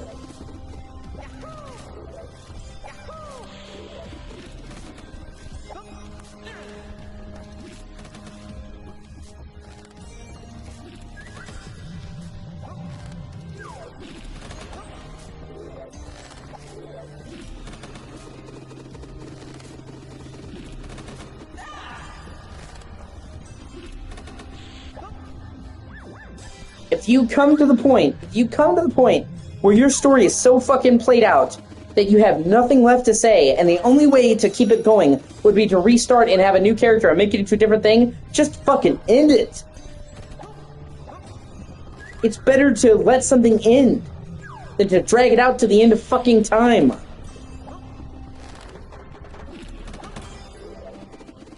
Oh, fucking YouTube chat's being a whore.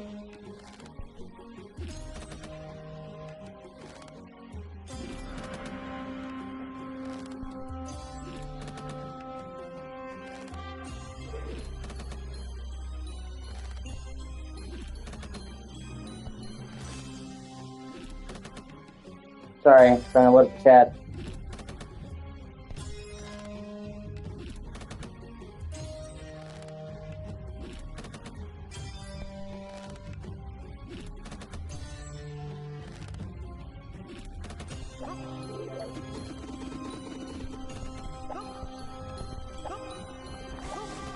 You know, it'd be like making a new fucking Days Gone. People finally got the Days Gone 2 they wanted, and then it doesn't have Deacon St. John in it. No, fuck you. He is a huge part of the draw of that fucking game. And his unique demeanor, Sam Whitaker's amazing acting, and the biker theme is one of the main things that sets it apart from the fucking avalanche of zombie media we get.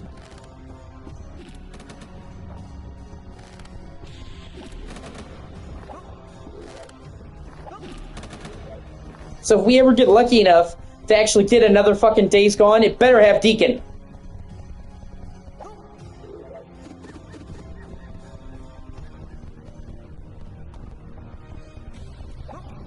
They can kiss my ass. I'm not playing it. Especially because his story at the end of the actual Days Gone was just getting fucking started.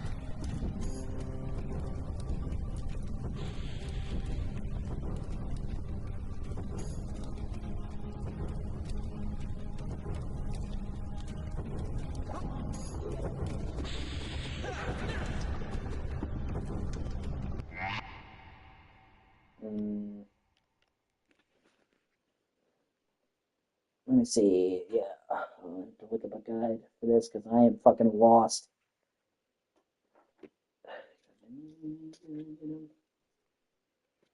I was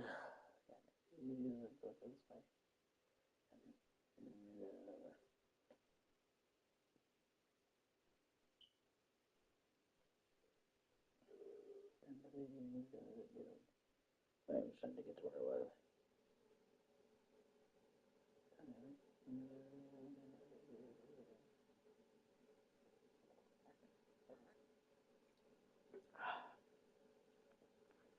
Missing 5 and 8.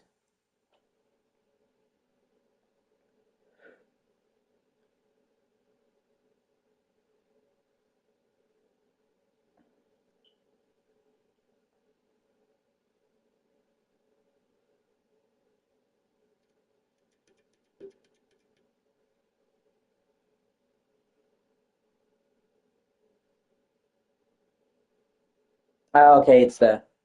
Okay.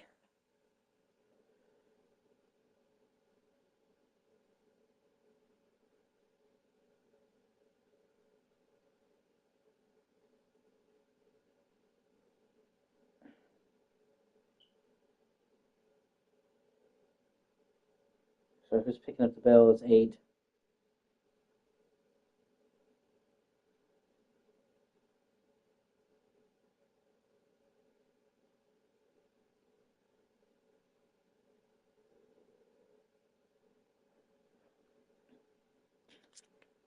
Give me 1 second. I have to use the bathroom real quick. I'll be right back. Actually, hold on. I'm going to end this part here. I'll be back in a bit. It should reset the chat anyway. I'll be right back.